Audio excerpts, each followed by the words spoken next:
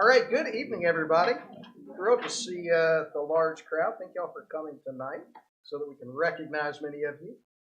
This is our January meeting of the Town of Spencer Board of Aldermen. And with that, we are officially called to order. We have all of our board members present, and we will begin with an invocation. Mr. Muhammad, will you please give the invocation? With a clear heart and mind, Lord, we come to you. It is you that we come to for worship. It is you that we come to for guidance. It is you that we come to for mercy and strength. Please provide us with the strength and guidance necessarily for us to conduct the business of the town of Spencer. We're thankful for the residents and friends that are here this evening as well. In your name we pray. Amen. Amen. Mr. Muhammad, please rise for the Pledge of Allegiance. I pledge allegiance to the flag of the United States of America and to the republic for which it stands, one nation under God, indivisible, with liberty and justice for all. All right, board members, you have your agenda packet before you. Are there any additions or deletions to the agenda needed this evening? If there are none, we'll accept the motion to adopt the agenda. Make a motion we adopt the agenda, please. That's the second. There's a motion by Mr. Miller, second by Mr. Muhammad. All in favor? Okay. All opposed? And that is approved. So our agenda is set for this evening, and we'll move right into our recognitions, which is what I believe most of our people are here for tonight. So we will start. We have one proclamation that we're going to make for in memorial of Mayor Karen Alexander, who recently passed away, Mayor of Salisbury. We offer our condolences to her family as well as the city of Salisbury. Her memorial services were over the weekend and last night as well. They were all well attended, and I think the mark that she has left on not only her community but the communities in Rowan County and across the state of North Carolina and beyond are indelible mark on those communities, and she will be greatly missed, but we hope that her legacy will continue on. So with that, we'll offer a proclamation as follows. Whereas Salisbury Mayor Karen Alexander recently passed away, leaving a void after more than a decade of elected leadership in our county's largest municipality, and whereas Town of Spencer elected officials and staff have individually remembered her as an inspiring community visionary, leader, and connector, and whereas beyond her public work in recent years, many in our community have lifelong connections to her as a classmate, friend, and colleague.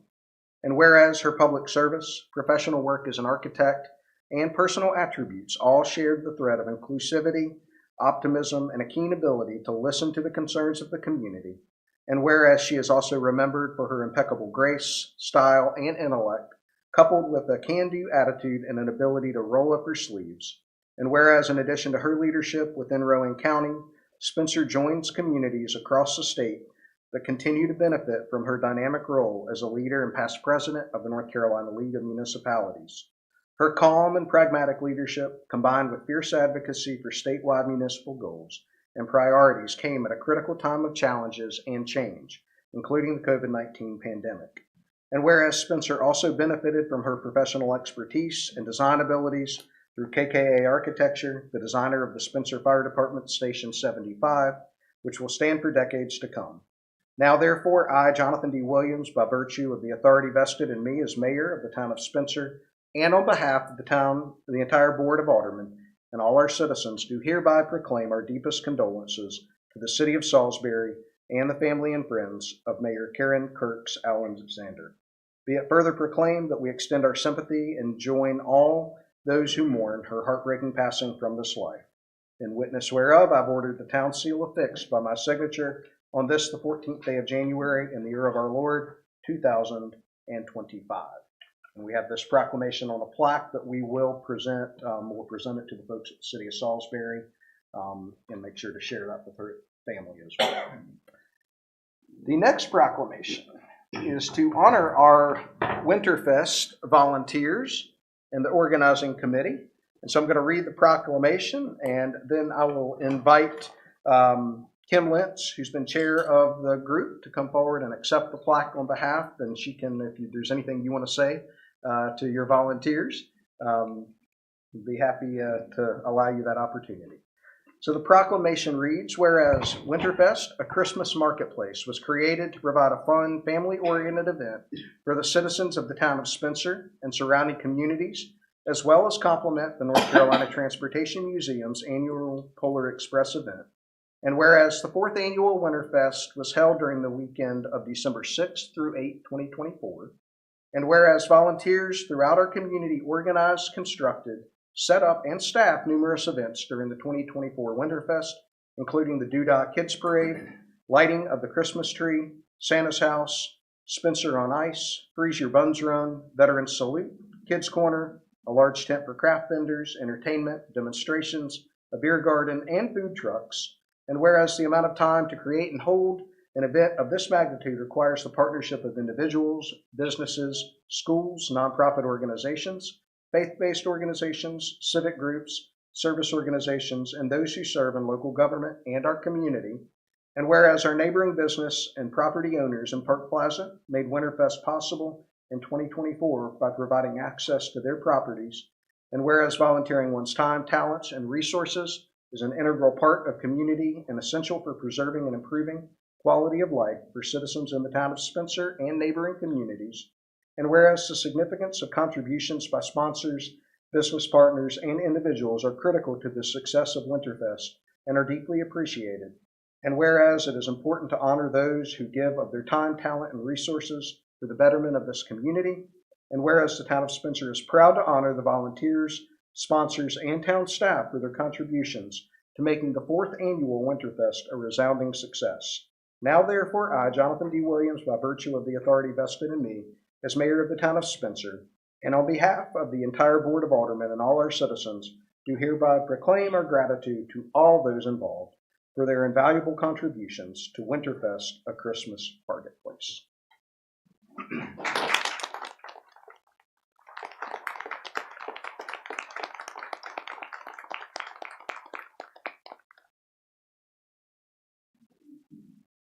So I just want to make a couple comments. I think obviously it takes a village or an entire town to make a Christmas marketplace like this happen. What I will say is this idea, I think, started many years ago with a couple of folks, one in particular, Beth Nance, who had an idea that she would love to see a German Christmas marketplace in the town of Spencer. And so, you know, it was one of those things several years, several of us got together and thought, well, yeah, that sounds like a great idea. I'm an idea guy. I kind of have a vision for things, but I'm not the implementer. And so it takes folks like Kim and Beth and all of the folks that have been involved with the committee and have made it a success to really be the ones to execute this type of thing. And for a small town of about 3,500 people, it's pretty amazing that they can pull this off annually. And what I'll say is, it doesn't come without a lot of hard work and a lot of hours and commitment and rolling your sleeves up to get this done. And so I know that this is not just a several month planning process. This is an all year long planning process. And so we're very grateful for the town for all that you and all of you as volunteers have done. To be able to engage folks throughout our community to step up and help with this, to bring in vendors and folks from outside the community, and to really work to bridge and create community between what's going on at the Transportation Museum, with the Polar Express, what's going on within our surrounding communities, and then what's going on here in Spencer to make this a signature event, one of several signature events, but one that we're thrilled to have, and that people outside of Spencer are really beginning to know us for. So thank you. Thank all of you for your time, and I'll give you a few minutes if you'd like to make any comments. Well, thank you so much. Thank you to everybody involved. And there are so many people that play a part that you never see, you know, and that we might not even know their names, but there are many people involved that don't live in Spencer, but are supportive, and it just takes so many people that there's no way to name. Some people don't even live in our country, right? This whole row of volunteers from Livingstone, many of them don't even live in the United States, but we appreciate you. We appreciate everybody.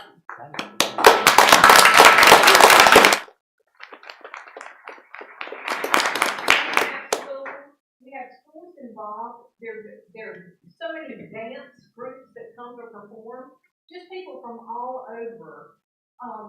But I also want to say a big thank you to the core group that meets constantly. We've already met. We don't sleep. We dream about our best all year long and what we can do. But also, your staff, you all and your staff are so very supportive of everything, and that makes it all worthwhile. I know they're pretty tired of seeing me. I just pop in when they see me, and they go where they just don't sleep in. But everybody is so very kind and supportive, and we appreciate it. Joel and his team, the fire department, everybody, and we just so appreciate everybody. There's no way to name all of you, but thank you so much. Thank you so much.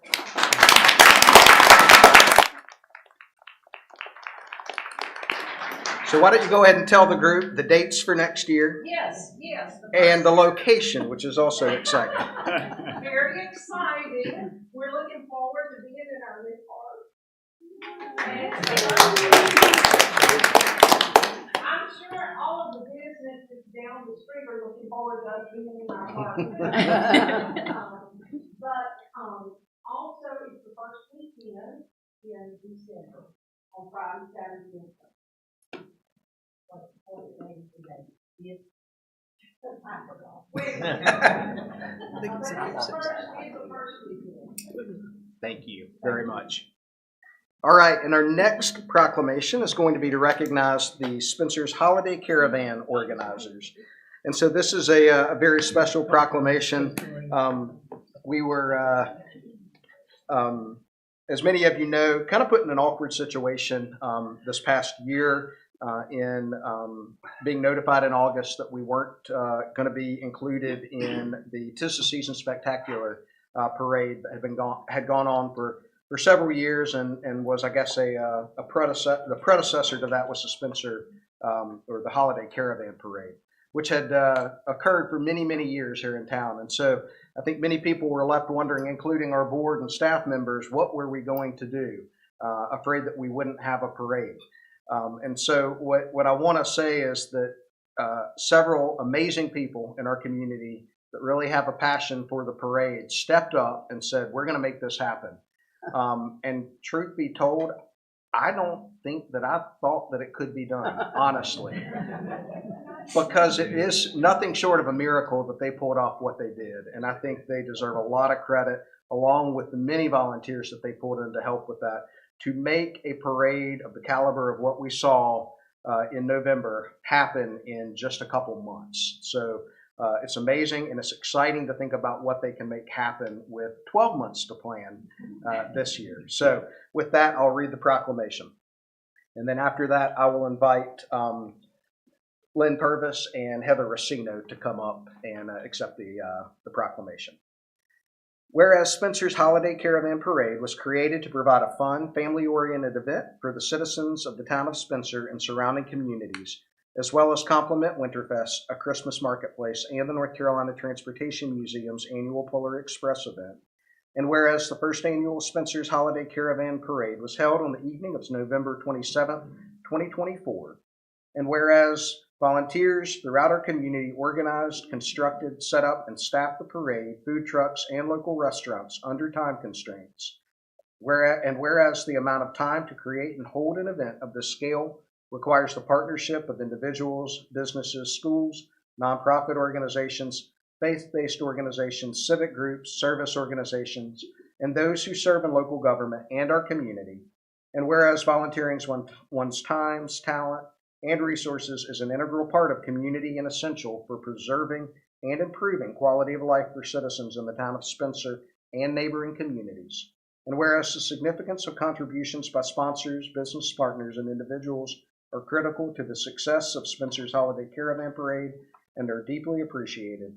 And whereas it is important to honor those who give of their time, talent, and resources for the betterment of this community. And whereas the town of Spencer is proud to honor the volunteers, sponsors, and town staff for their contributions to making the first annual Spencer's Holiday Caravan Parade a resounding success. Now therefore I, Jonathan D. Williams, by virtue of the authority vested in me as mayor of the town of Spencer and on behalf of the entire Board of Aldermen and all of our citizens, do hereby proclaim our gratitude to all those involved for their invaluable contributions to Spencer's Holiday Caravan Parade.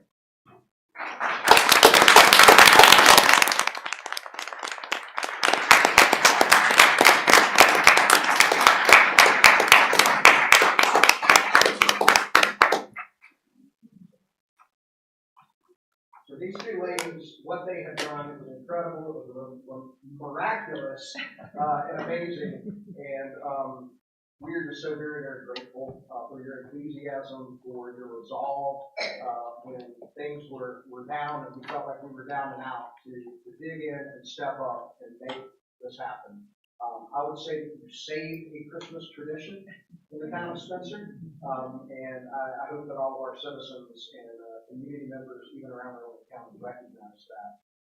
And we think you started a great new tradition. So thank you very much. If there's anything you'd like to say, but then you're volunteers.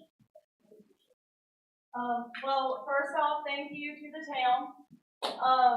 Honestly, I remember seeing everything hit the papers and kind of reading it just like everybody else did. And I remember texting Jonathan and being very direct with, are you helping or am I helping? Because we're having a parade. My two kids were already excited about it. They were gung-ho. I'm ready to watch the parade.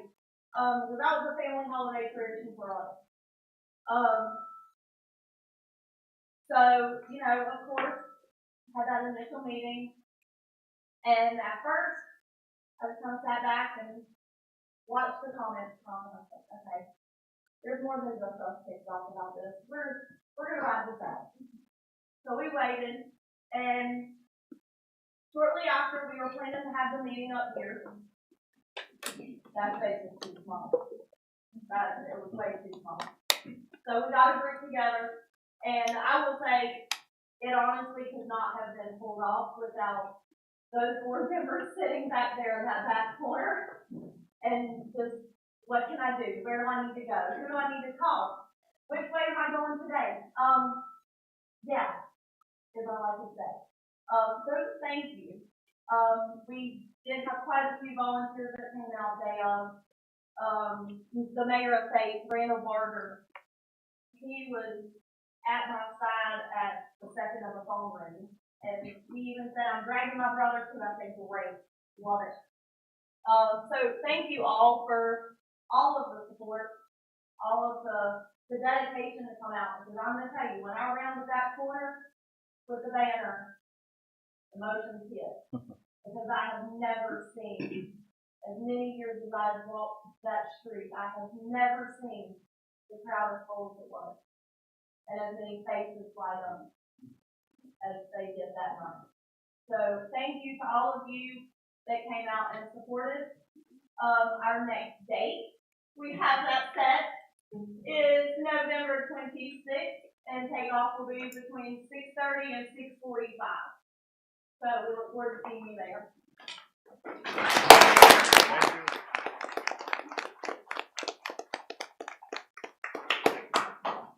Well, thank you all. Thanks so much for coming and allowing us to recognize and honor you and celebrate each of you tonight. Thank you for the roles that you have played in our holiday traditions. We hope that you can continue to be involved and want to continue to be involved because we look forward to doing this for many, many years to come. I also want to give a special recognition to our partners, the Nances and Dr. Washko, for allowing us to use space within the parking lot for the events, as well as our partners at the Transportation Museum Foundation and the Transportation Museum. I think one of the things we maybe don't remember to talk about is the number of tourists that our Transportation Museum brings into town. And, you know, we're not only seeing folks at Winterfest that are from Spencer or from Rowan County, we're seeing people from all over the nation that are coming to the Polar Express and enjoying that amazing entertainment venue and then being able to come and participate in Winterfest. So Little Spencer is becoming a tourist draw, and we're really, really excited about that, and we appreciate the partnership of the Transportation Museum. Thank you all very much.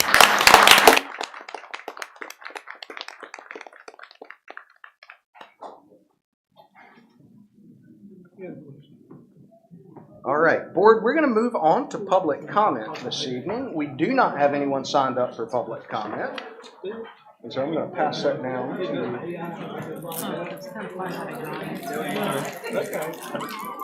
and so we'll wait just a moment as folks clear out. This thing's up or not. Very good.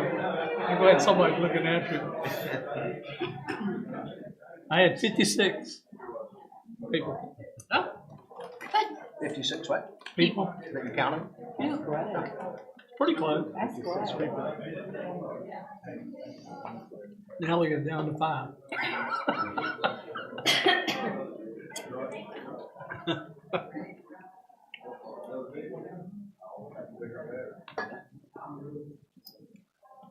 All right. We will move on. Board, you have before you the consent agenda this evening. And there are 3 items on that we discussed last week. Okay, all right. Well, we will circle back then. Do we have anyone here for public comment?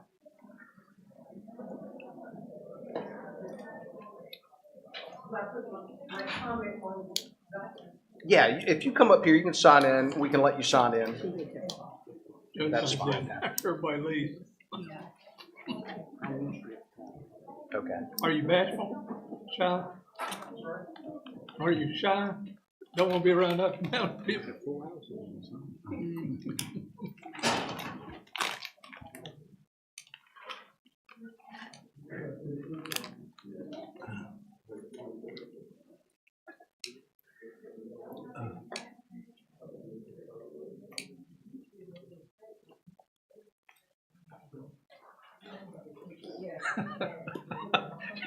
Eating that.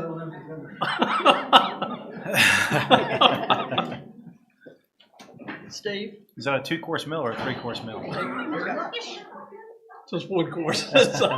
Steve? Mr. Blythe? You need me to share mine?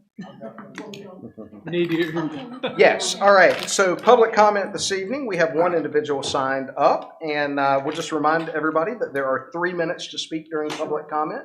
We do have a timer that we'll put up on the screen for you. And with that, we will welcome Margaret Jones. If you will state your name and address for the record. Yes, my name is Margaret C. Jones, 908 South Yakin Avenue. Been there about 23 years. Have neighbors back there. They won't come up with me, 2 of them. But anyway, I've had a concern for a while, and I've been here about 3 times regarding this concern. Hi, Mr. Howell. How you doing? And Ms. Sechrist and Ms. Williams. Is there an audience for a neighbor who placed their laundry on the front porch, especially their underwear? You know, that's a concern. He does it often. Not only does he do it often, a neighbor moved in about 5 months ago, and now they're doing it. One Sunday was a huge red rug on his front porch, the new neighbor, along with their underclothes and other clothes that they wear. So I try my best to keep my property up, and so does everyone else. So, I mean, is that permissible? I've been here 23 years. I've never experienced that before until he moved in, both of them. Okay. Well, what we can say is we will have our planner as well as our code enforcement look into that So thank you and check the ordinance, and then if there's anything that can be done. What I will say is if there's not anything in the ordinance, if this is something that becomes an issue for many citizens, you know, a petition or something like that, we shape policy, and so that's one of the things that if there is something with an ordinance, you know, I know many years ago one of the ordinances we implemented was no upholstered furniture on front porches, and so If it's a concern for a large majority of our citizens, to bring a concern to us like that may allow us to look at policy. It's kind of like the same thing, even like a derelict vehicle. You can have those certain things in your yard up front. Why not your laundry? So we should be, okay. One last thing I'll say, I Yes. won't take up your time. I remember during the parade, usually cars come past Yagan Avenue between 9th and 10th where we stay. And I was concerned, so, oh my gosh, I hope he don't keep his clothes out there. He had clothes out before I porch then. It doesn't look good. It doesn't represent who we are in Spencer. It really doesn't. Thank you so very much. Thank you very much. Thank you. Quick question, Yes. just so we can kind of think through this. Are they, the laundry, is it left out for, I mean, do you think it's a normal period of time, like, you know, a couple hours, or we're talking about days? Sometimes or? all day. He Okay. has a clothesline in the back. Okay. And I asked him about the front yard. He told me to get a life. I have a life. Work full-time, 75 years old, I work full-time. I'm president of 2 organizations. I have a life. He thinks a life. Okay. So is Thank is he Thank drying his laundry? Is that what he's Yes. doing? He's washing it and drying it? They saw the video, and I sent to Miss Seacrest too. He had his underwear facing my house. Pair of black underwear. You want to see it? It's right here. You know, and the other towel, dingy towel. One time he had a towel hose in it, facing the street. It's not appropriate. You know, this doesn't look right. Well, thank you for The other bringing neighbors this doing to the us. same. We'll Right look across into the it for street. sure. Both of them doing the same thing. Thank you so very much. Thank you. Thank you. All right, board, we'll move to our consent agenda at this time. As I mentioned, we have 3 items on the agenda. If there is a need to pull anything from the consent agenda, please speak now, and if not, is there a motion to approve the consent agenda? I move to approve the consent agenda. Okay, there's a motion by Ms. Sledge, second by Mr. Mohammed. All in favor? All right, all opposed? The consent agenda is approved unanimously. And we will now move to item 8, which is we'll consider accepting a 2024-2025 grassroots grant award to the Downtown Spencer Mural Project. And do we have Sky Allen with us by Zoom this evening? So I am coming to you today to tell you about a successful grant application from last year. Staff applied for a grassroots grant from the Rowan Arts Council to further fund the Downtown Spencer Mural Project, and the Rowan Arts Council has generously awarded the project a $4,500 grant to further our project. And staff does request that the Board of Aldermen does accept these funds. But if you wouldn't mind, I would like to give a brief project update for where we are now.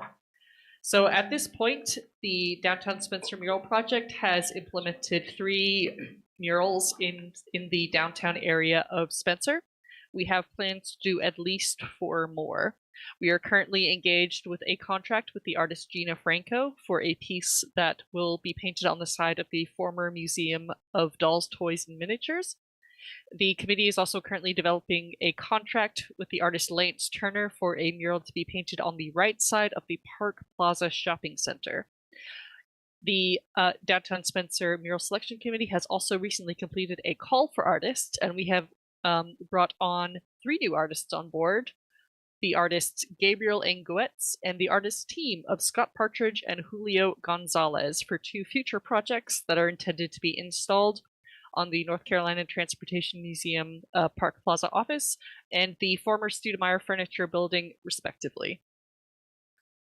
That is the end of my current update for the board. I will also make the statement that as we are a volunteer committee, members do come and go, and we've hit a bit of a member dip in recent months. And if anyone on the board knows of anyone, or in the audience who knows of any person who might be interested in getting involved in the mural selection committee, I would please ask you to send me an email. I would love to hear from them. Thank you all very much.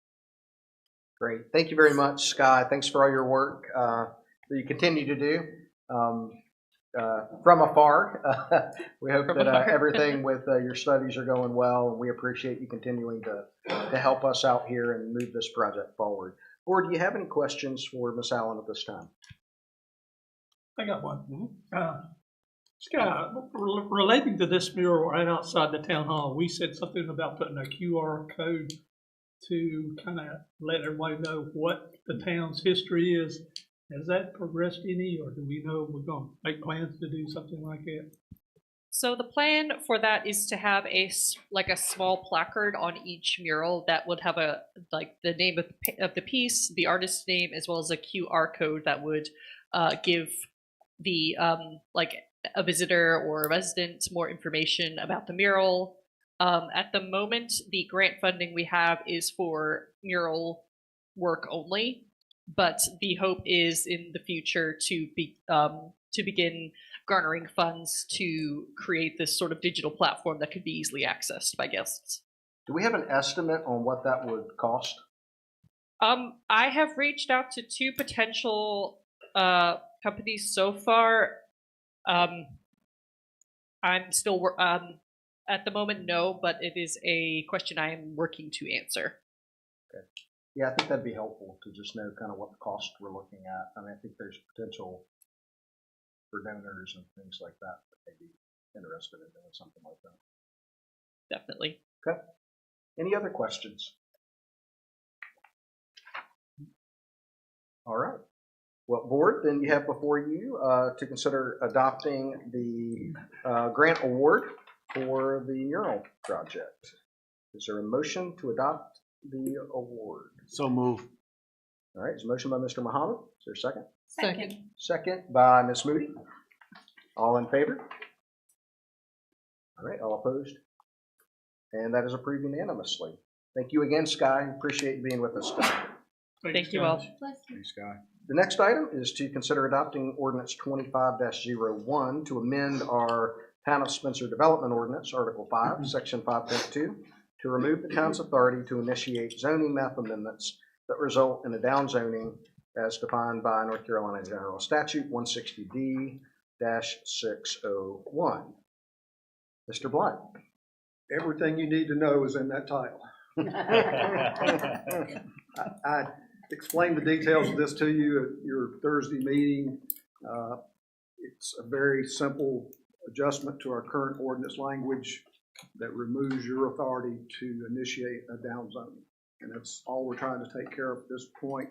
The only reason we're doing that is state statutes were changed in that way, and we have to do what the state tells us to do. I'll be glad to answer any questions. All right, thank you, Mr. Blunt.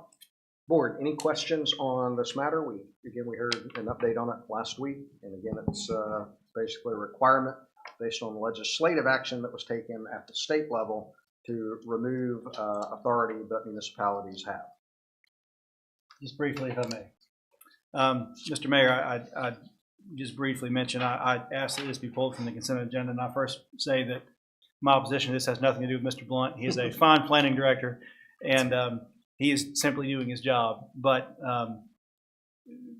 our ordinance is not broken. There's nothing wrong with our ordinance. Our ordinance is good policy. The General Assembly broke they broke our ordinance by passing a rule in haste that was I dare say most of the General Assembly that passed it didn't even read it, don't know what it means, have no idea what it is. And it absolutely torpedoes legitimate local authority to craft legislative policy to do things like update the Yadkin River District that we'll need to do by rezoning.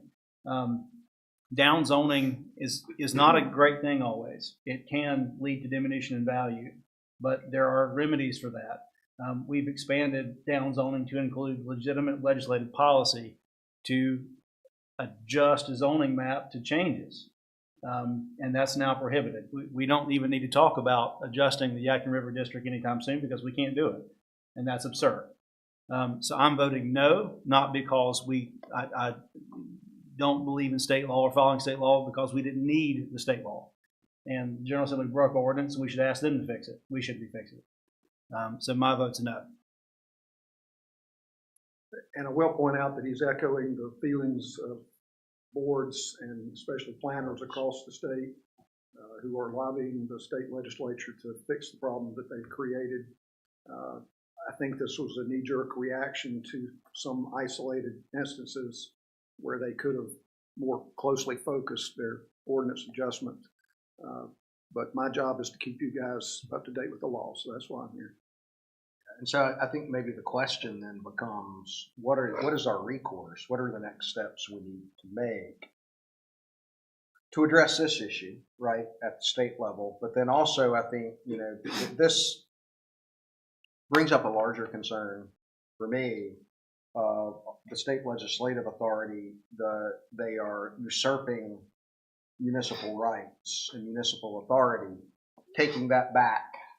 And that's a concern, that they feel that they know what our communities need better than we do, without living and being in our communities. And that's a concern. So I think it's something we need to be aware of going forward. I know the North Carolina League of Municipalities, we're going to talk about their priority initiatives for legislative initiatives.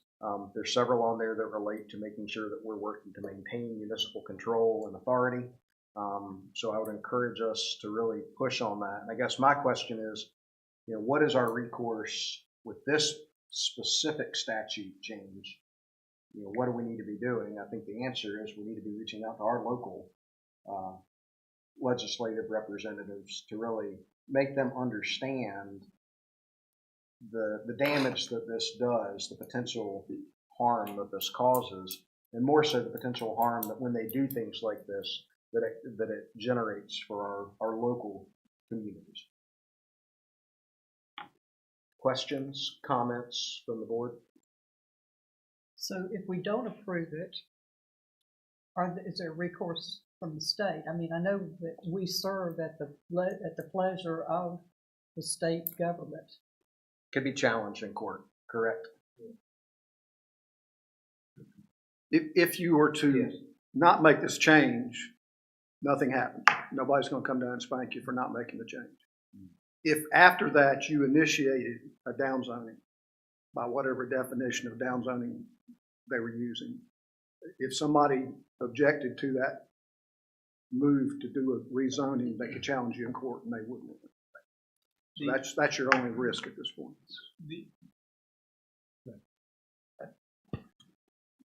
So it might help just to sort of put this in context of, in my 20 years or 25 years professionally, privately doing zoning and land use work, and then 20 years with the county, I've only had one downzoning, true downzoning in that entire history. And that was the city of Salisbury with the liquid asphalt plant on Jake Alexander Boulevard. They did a small area study and downzoned this one property that was problematic. So in 25 years, that's the only time that it's ever been municipally initiated that had the effect of a real downzoning. And downzonings do present problems for business owners. If you're a legal non-conforming use and you can't rebuild if it burns or is destroyed, your going concern value of your business is hurt. I mean, there is a real detriment to it. But it's only happened that one time that it was initiated that way. Most of the time, we had one in Spencer. Steve and I actually worked through a good one in Spencer where we probably had a merge of some expanded uses and some downzoning type uses for a new district for downtown Granite Quarry. Most of the time, if you're changing the uses and limiting uses, it's with the owner's permission. I just don't think rarely are you going to find yourself in a position where you're looking at a property like the car mechanic, where we had all the problems, and you really probably at some point during those conversations thought, can't we just downzone this property? So it's rare, but like all state action, this stems from a very specific case that happened, and their answer was our sledgehammer that Joe brought today, to take a sledgehammer to a problem that was very isolated. And that was their response, and it is problematic from an overreach. From your perspective, is there concern, though, the way that the statute has been updated, is there concern that the interpretation of downzoning could be considered vague? We can all look at something and read it differently, but I'm comfortable with the language. I mean, it's, The statutory language mentioned a reduced number of uses. And that language to me is problematic because you can't just go through our ordinance and count the number of uses in industrial versus C85 and determine which one's a down zoning. And as I think I told you Thursday, a lot of ordinances, especially in the past, were cumulative ordinances. So they started out with the least intensive, which was a agricultural small, our AG is a 2-acre lot for residential, and that's about all you can do out there. And then it would add things as you went up the chain. Ours is not a cumulative type zoning ordinance, so you can't use the cumulative. Case law has proven that not just numerically, but the intensity of the use can be considered. And unfortunately, there's an open debate about whether a very light industrial use where there's 2 guys going in to run a machine that's zoned industrial, and we want to zone it C85, which would allow a shopping center. Is that a down zoning? Well, by the way our ordinance is laid out, we could argue no. We hadn't reduced the number of uses. We've actually increased the number of uses. Whether that would hold up in court or not depends on how good Jay was doing that. And it's difficult because your ordinance doesn't have an exhaustive list of permitted uses. You know, we use industrial, we don't really use the old industrial code so much anymore like we used to, but it's more illustrative as far as the uses go. And so, you know, there are problems in interpreting appropriate and allowed uses in any district, really. The only, and I think I pointed it out Thursday, the only time you might run into a problem, and I'll use the North I-85, North US Highway 29 corridor as an example. Right now, it's all zoned industrial. Last year, I presented to you a map that showed suggested rezonings.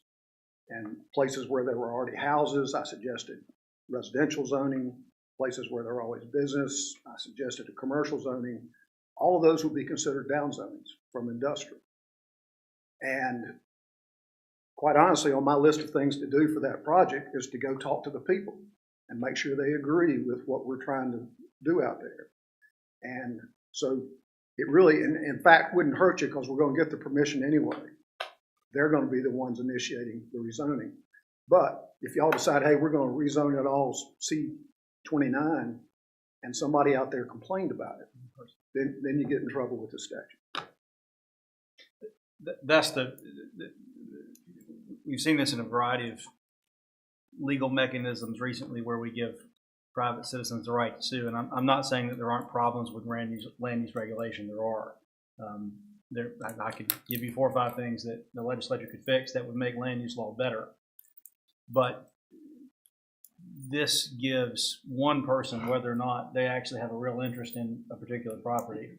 If we were to come up with a small area plan or something, some type of overlay district out there, and everyone's fine with it, but one person has a problem with it, or at law it changes a use for one person, the whole thing is void, which is it's absurd.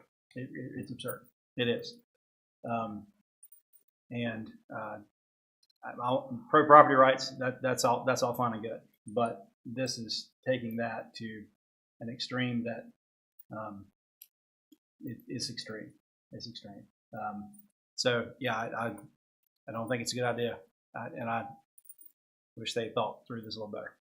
I agree. So I think the moral of the story is it's a have to do, not a want to do, but it's a have to do, but we don't want to have to do. Right. I will tell you this, the planning board considered it last night at their meeting and they voted unanimously to recommend approval to you. But they asked a good question. And they said, are we going to see all the municipalities in Rowan County start to change their ordinances to fix this problem? And my answer was probably not. I doubt that there are many other small municipalities that would worry about something like this. And you might see Salisbury do it, or they might just say, hey, let's wait and see what happens down the road. From my experience, when you take that attitude of let's wait and see what happens, then it's 2 or 3 years later when you actually do a rezoning that gets challenged and the lawyer stands up in court and says, hey, y'all didn't follow the state statute. Being proactive, not reactive, and also setting us up, setting our future boards up whoever may sit in these positions and staff to, make sure that they're covered legally. And if they change it at the state level, I'll be right back in front of you changing it back, so don't worry about that. But I think in the meanwhile, we do, as board members, need to continue to reiterate to our elected state level officials of how damaging these sorts of decisions are to local authority. Any other comments, any other questions? Mr. Blunt, I did like how you gave yourself a pat on the back. Basically, he said most small towns don't benefit from having such a wonderful planning staff. That's what I read into that. I didn't even catch that. Glad you did. All right, board, so you have the ordinance before you. Is there a motion to adopt ordinance 25-01? I make a motion, we adopt it. Okay, motion by Mr. Miller. Is there a second? I'll second. Second by Ms. Sledge. Any further discussion? All right, all in favor? Wow. All right, we have 3 in favor. All opposed? We have 3 opposed. We do have a tie. And I get to break it. Thank you all so much. And my vote is a yay vote to amend the ordinance, and so that passes 4-3. And I will say, I never thought this would be a controversial issue. This is the It's a first matter tie of you've had to principle. break. I think we all know we have to do it. We don't like it, is what we're saying. You know, my comment about that was that we have, my comment about that is that we have 2 gentlemen who are attorneys and probably have a better understanding of the impact of this than some of the rest of us do. So, yeah. And only one of them gets. Alderman Howe's the only real attorney in here, so. Well, okay. Only on Wednesdays. Did you say on a good day? Only on Wednesdays. Oh, okay. Mr. Blunt, thank you. I know it's not a fun thing to have to work through, but thanks for No problem. keeping us kosher with it all.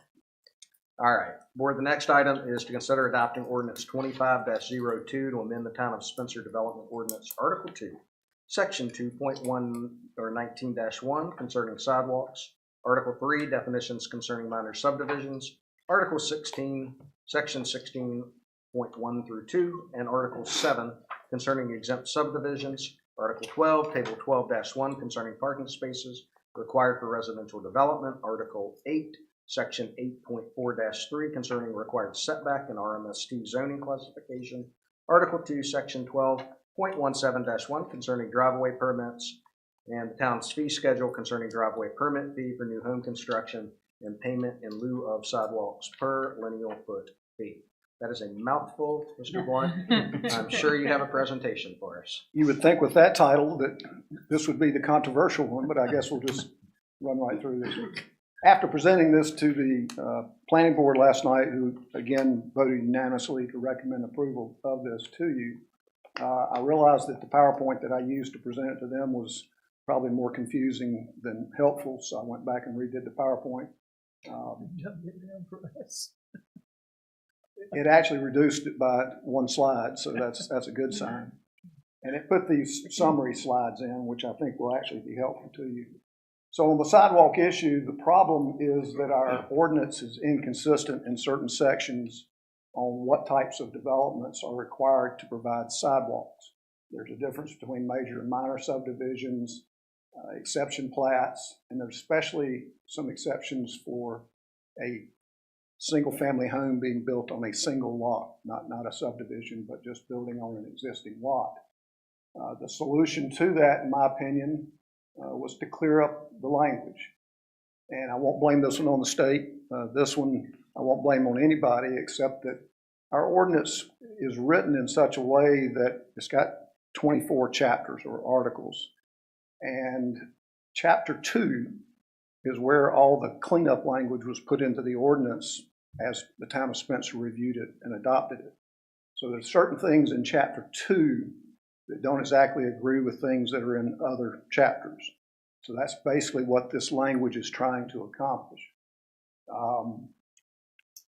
As you'll remember from Thursday, it had to do with whether it was a major or minor, which is 3 lots or less, or 4 lots or more, whether it was an exception plat, if it's 2 acres and isn't divided into any more than 3 lots, it's an exception plat. Our ordinance says that exception plats don't have to follow the subdivision rules. And that sort of kicked us into a situation of, do we then require sidewalks or not? There was no clear language that said one way or the other.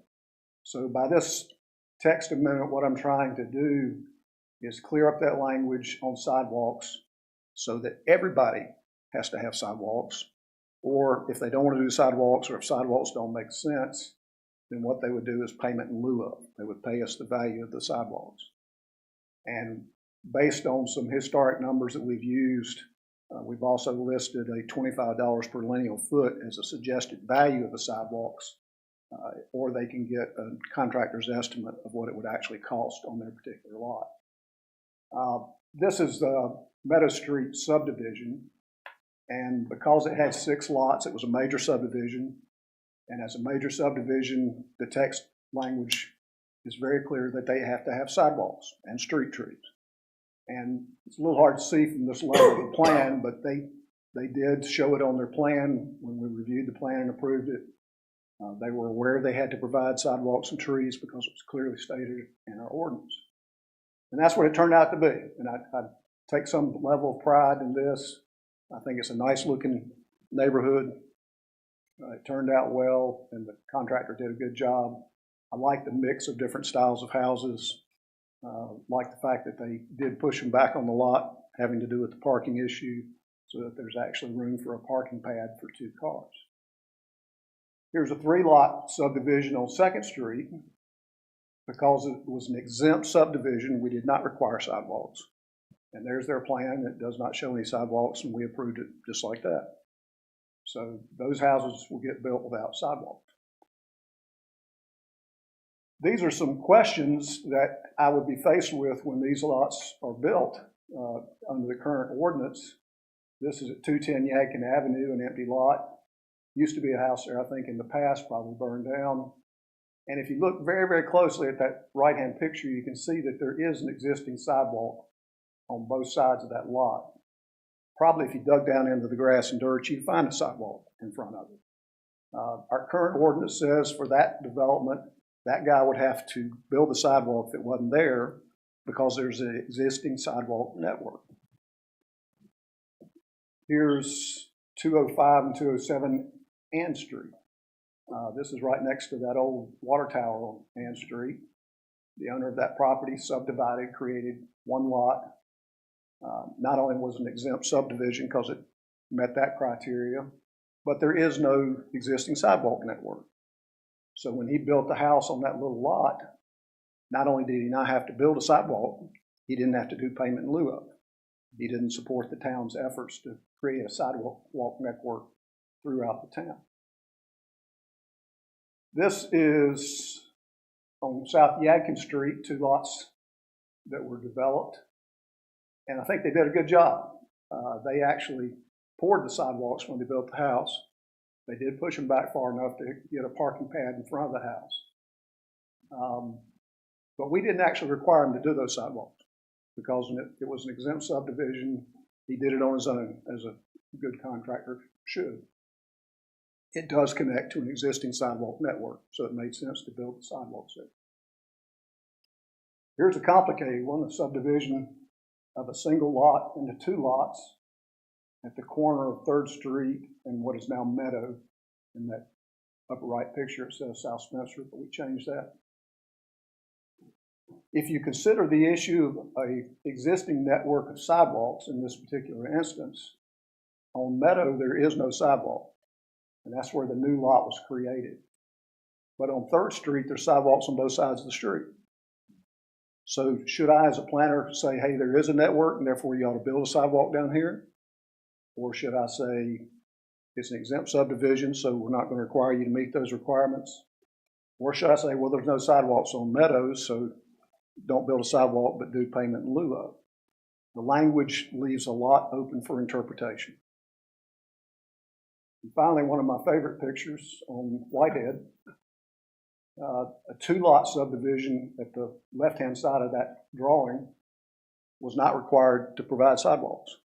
The 4-lot subdivision right next to it, because it met the criteria for a major subdivision, had to put sidewalks in. So if you walk down that sidewalk, when you get to those 2 houses, the sidewalk not only stops, but because of the topography, you step off about 3 feet down. So it's a good, ridiculous reminder that some places in our ordinance, we have things that don't make a lot of sense. So was there 2 different contractors on that? 2 different contracts. Was it really? That was all the same person. No, 2 different contracts. And we also requested them, I don't think they really had to, but we requested that they push the houses back, and they did, and therefore you've got that nice 20-foot by 20-foot parking pad in front of the house. Yeah. I wish the first 2 would back forward too. It's going to be hard to push them back at this point. So that's the sidewalk part of this ordinance text amendment. The parking part I've sort of alluded to in the RMST classification and in certain places in our ordinance. It tells you that you can't park in the road right of way, and you're not supposed to park in the front yard setback. RMST front yard setback is 12 feet. So I have taken as a habit of telling people who are building in the RMST classification, and that's where most of our homes are getting built now, you need to go ahead and push it back another 20 feet so that you'll have room to put that parking pad. To date, nobody's complained about me asking them to do that. They've all been very cooperative about doing that. As a contractor, it adds a little cost for the concrete, obviously, but also for your water line and your sewer line. The fact that you're building the house 20 feet farther back doesn't really affect the cost of the house, just those services. So what we're going to do with the text amendment here is 2 things. And again, I mentioned Thursday, table 12.1 or -1 spells out how many parking spaces you're supposed to require for various types of development, in this case, residential development. And right now it says that if you have a house with up to 2 bedrooms, you only have to provide 1 parking space. For 3 bedrooms or more, you provide 2 parking spaces. And what I want to do is change that so that we require 2 parking spaces for any house with up to 2 bedrooms and 3 parking places for anything 3 bedrooms or more. It's a very simple change in that table. Also, put language in various places in the ordinance requiring them to push the house back that extra 20 feet if they plan to use front yard parking, so that that picture on Whitehead will look like that all over town. That's the current text that tells you those 2 different things. You can see one of them's in section 2, one of them's in section 12. They're sort of contradictory. That's the table that we want to modify. You can see the modification on those lower left-hand numbers. And I put this slide in today just so you could see for these small lot developments, there are a variety of solutions to the parking problem. The upper left-hand corner is a corner lot. And what they did was actually put their parking area behind the house and access it from the side street. The one on the upper right is still a very small lot. They slid the house over to the left as far as they could so they would have room to put a driveway so they could actually drive to the back of the house and park the car back there. And then that one at the bottom is the same picture at Whitehead, just cropped down a little bit, but they pushed the houses back an extra 20 feet so they would have a 20 by 20 parking pad. So there's a few places in the ordinance that we're suggesting text amendments to accomplish all of that. Driveways, nothing too serious here. It's just that I noted when I was reading through these sections that we sort of abdicate our authority on driveways off of state roads within the town of Spencer to NCDOT. State statute says that we have authority over those. NCDOT does also, although NCDOT will tell you they don't permit residential driveways. They permit commercial driveways. But they do like to be notified by the residential developer so they can help them decide where on the property to put the driveway. What we want to do is have the authority to tell them to build that driveway to our current standards. So I want to make a text amendment that adds that language in there in various places to let them know that not only do they need to talk to NCDOT, but they need to come in and get a driveway permit when they're building that house that accesses onto a state road. At the same time, staff in the past, and me too, I'll take credit for this, as we issued zoning permits for single-family homes on single lots, we were not requiring them to get a separate driveway permit because the language of the ordinance didn't really require it. They were already paying a $50 fee to get the zoning permit, so we didn't feel the need to charge them another $10 for a driveway permit. Unfortunately, that lack of a driveway permit doesn't set into motion certain oversight that Joel and I do as far as making sure the driveway gets built in the right place, making sure the culvert underneath the driveway and the ditch is large enough, et cetera, make sure it's paved through the right of way. So what I want to do to solve that problem going forward is actually require them to get a separate driveway permit. When they get their zoning permit for the house, they'd also get a driveway permit. But because they're already paying the $50 for the zoning permit, make that a $0 cost on the driveway permit for those types of driveways. So we are suggesting changes to accomplish that. And I don't have any pictures for those. I think you've seen enough pictures. So with all that, this is what happens when I go digging through your ordinance trying to find a way to fix one little problem. I find 3 or 4 different problems. And we will find more of those as life goes on. That's just the way an ordinance works. Be glad to answer any questions. Thank you, Mr. Blunt. Board, any questions on these items? All right, hearing none, is there a motion to adopt ordinance 25-02? I make a motion, we adopt this one. Motion by Mr. Miller, Second. second by Ms. Sledge. Any further discussion? Hearing none, all in favor? All opposed? And that is approved unanimously. So I learned something tonight. If I do a PowerPoint, y'all just go ahead and vote for it. So if I had done a PowerPoint for that first one, y'all probably would have voted for it. Quick aside on this, what happens with the properties that are already built that don't have to meet these standards? Can't do anything about that. Aren't they legal non-conforming, right? Well, I'll tell you this, ones that have been subdivided but not built on, when they come to get their zoning permit to build the house, they will have to go through this process. They'll have to meet your current standards as far as building the house. As far as subdividing the property, we can't go back and make new requirements on those. And really, we're not making new requirements on the subdivision because that's set by state law. We're just trying to trigger certain actions in other sections of our ordinance at the subdivision stage instead of at the zoning permit stage. So we can take care of what's coming forward, but can't do much about the past. They're legal non-conforming, technically. Well, that would mean That's that a good question. any house in town that's already been built that doesn't have a sidewalk would be legal non-conforming, and that's not the case. Yeah, it's they're not non-conforming because when they were built, they complied with the ordinance as it was written. So they're not a non-conforming use. Now, the downzoning thing exempts residential legal non-conforming, but if we've done this to industrial, we'd be violating state law. Yeah, that's why That's how minute that thing is. I'm just trying to take care of residential right now. I did have one of our board members point out she owned a property in Greensboro, and they adopted a similar ordinance, and they wrote into the language when somebody sold a lot that was not built to current standards concerning sidewalks particularly, they had to pay for the sidewalks out of the proceeds of the sale of the property. Not sure that's legal. That seems like a problem. That's asking for trouble. Yeah. I'll let y'all think about that. That would keep Jay busy. And that's not our goal.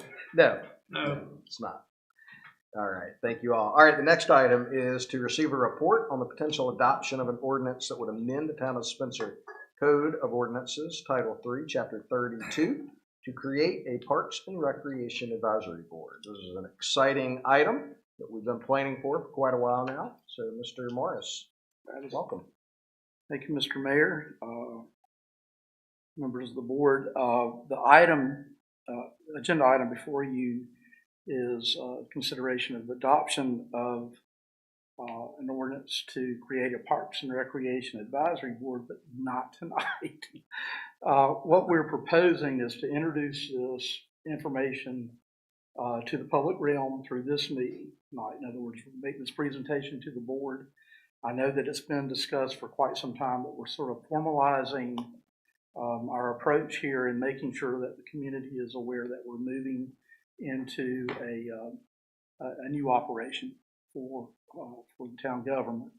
And so, as I mentioned, if we could, I can advance the slide perhaps. We have, at the last meeting, or the meeting on Thursday, the pre-agenda meeting, we have a number of adopted plans, including our Parks and Recreation Comprehensive Master Plan, our Creating Outdoor Recreation Economies Plan, and then our Bicycle and Ped Plan, that all address activities around community health, active living, things to do, making Spencer a better place. But there's not really a consolidated advisory committee that addresses this with an annual work plan to advise the town board. So, and I apologize for the size of the font here, but one of the objectives that is specifically identified in the Creating Outdoor Recreation Economies Plan, and all of this written information is in your packet, but for the viewing public, I wanted to have these displayed. The objective 2.1 is to create a Spencer Parks and Recreation Advisory Board and Town Parks and Recreation Department.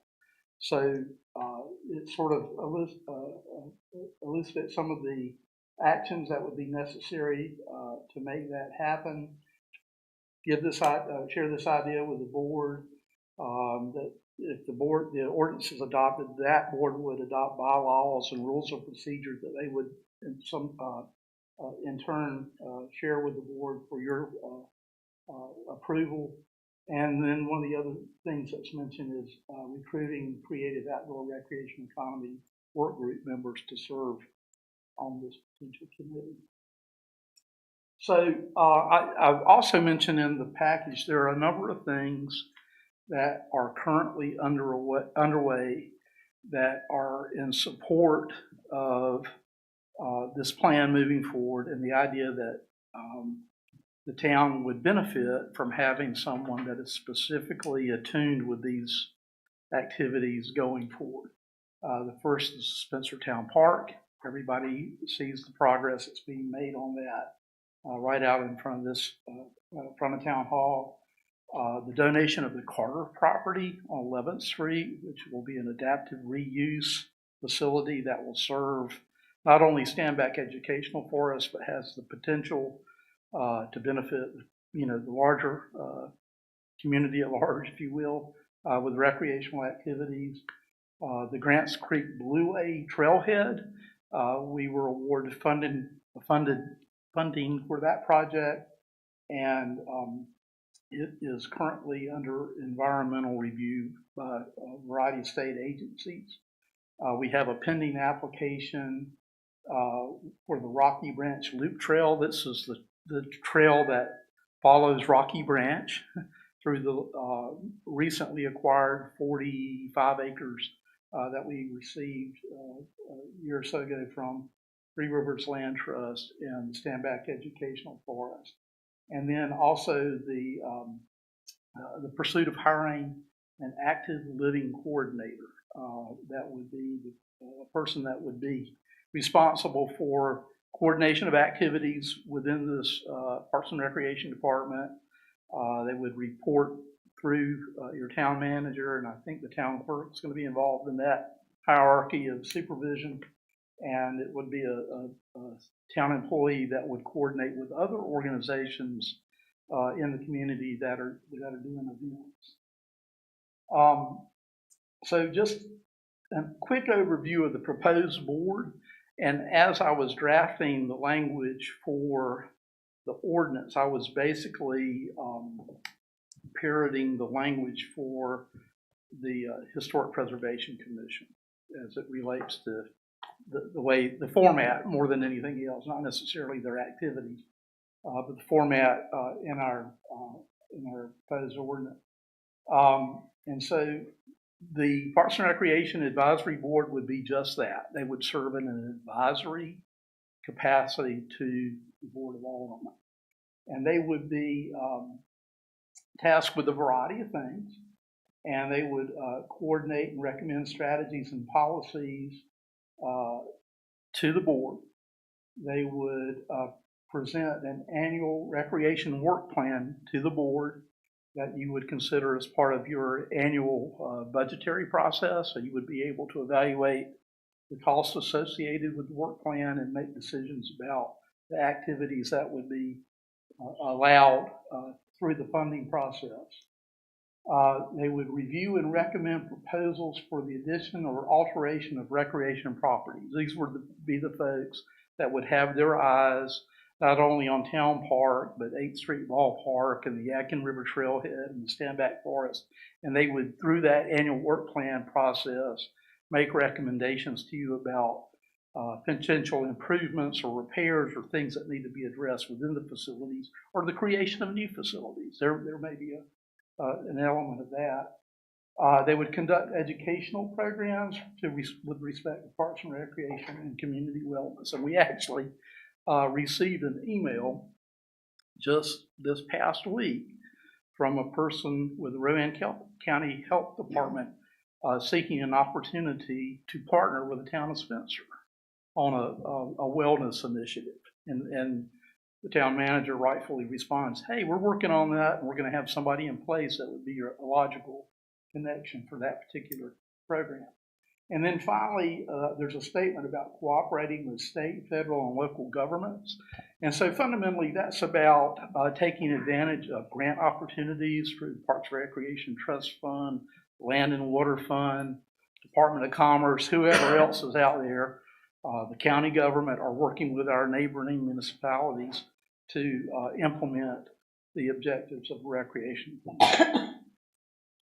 So what we're suggesting is that the board move, and this part's optional, would be to conduct a public hearing on February 6th, if you would like to have a public hearing on February 6th, and then consider adoption of the ordinance on February 11th. And so that's sort of inartfully written there, but the public hearing is not required, but in the interest of public information, transparency, awareness, it never hurts to have a public hearing.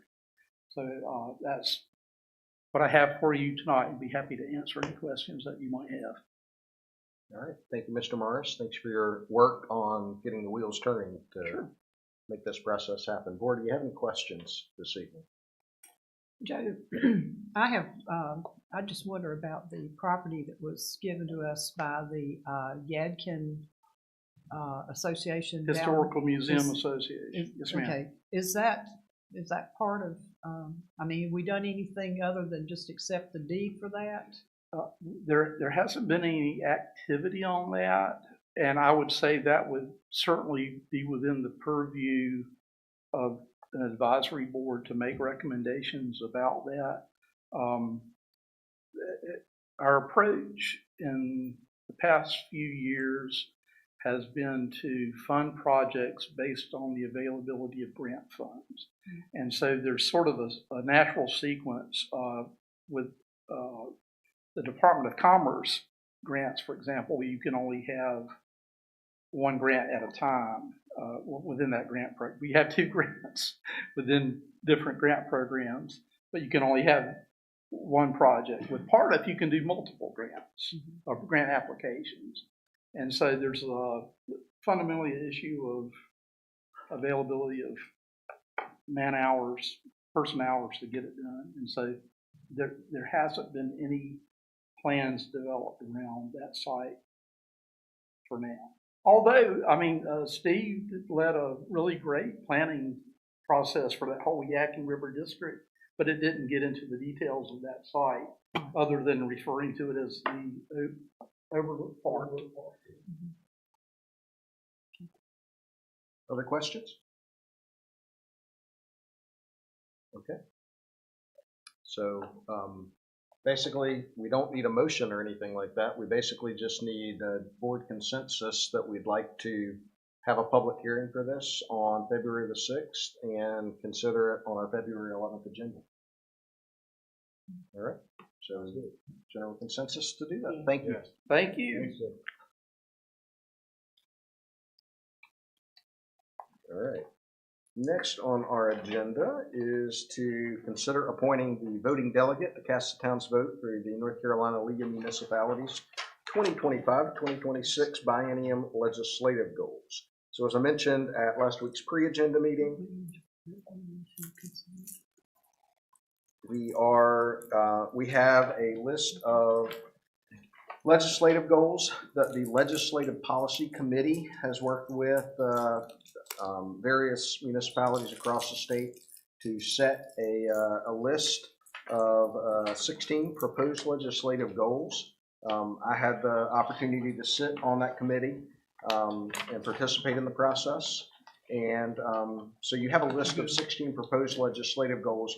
What the league is asking for is for us to, as the town of Spencer, to identify who's going to be that voting delegate, and then also to identify which 10 legislative goals we want to prioritize with our vote for the town of Spencer. So I hope you've had an opportunity to look through those 16 legislative goals that are set before you. And so we'll need to consider the two items of who the voting delegate is and then what those 10 goals are. So first, I'd like to start with the voting delegate. Is there a preference from the board on who you'd like to appoint to serve in that capacity? Mr. Mayor, I think you said you wouldn't mind doing that. I will be happy to. I That's a pleasure of the board. move that you be selected to be the voting delegate. Okay, thank you. With our direction. Motion by Ms. Sledge on that item. Is there a second? Second. Second by Mr. Muhammad. Any further discussion on that? All right, hearing none, is all in favor? All right, all opposed? And that is approved. I'll be happy to do that, and I get to do that by the end of the week. All right, let's move to the page in your agenda packet with the legislative goal statements.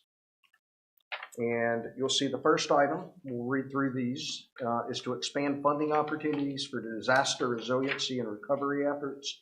There are a number of items under this. This is really focused around several items, not only obviously Western North Carolina, but also damage along coastal North Carolina from hurricanes, that sort of thing.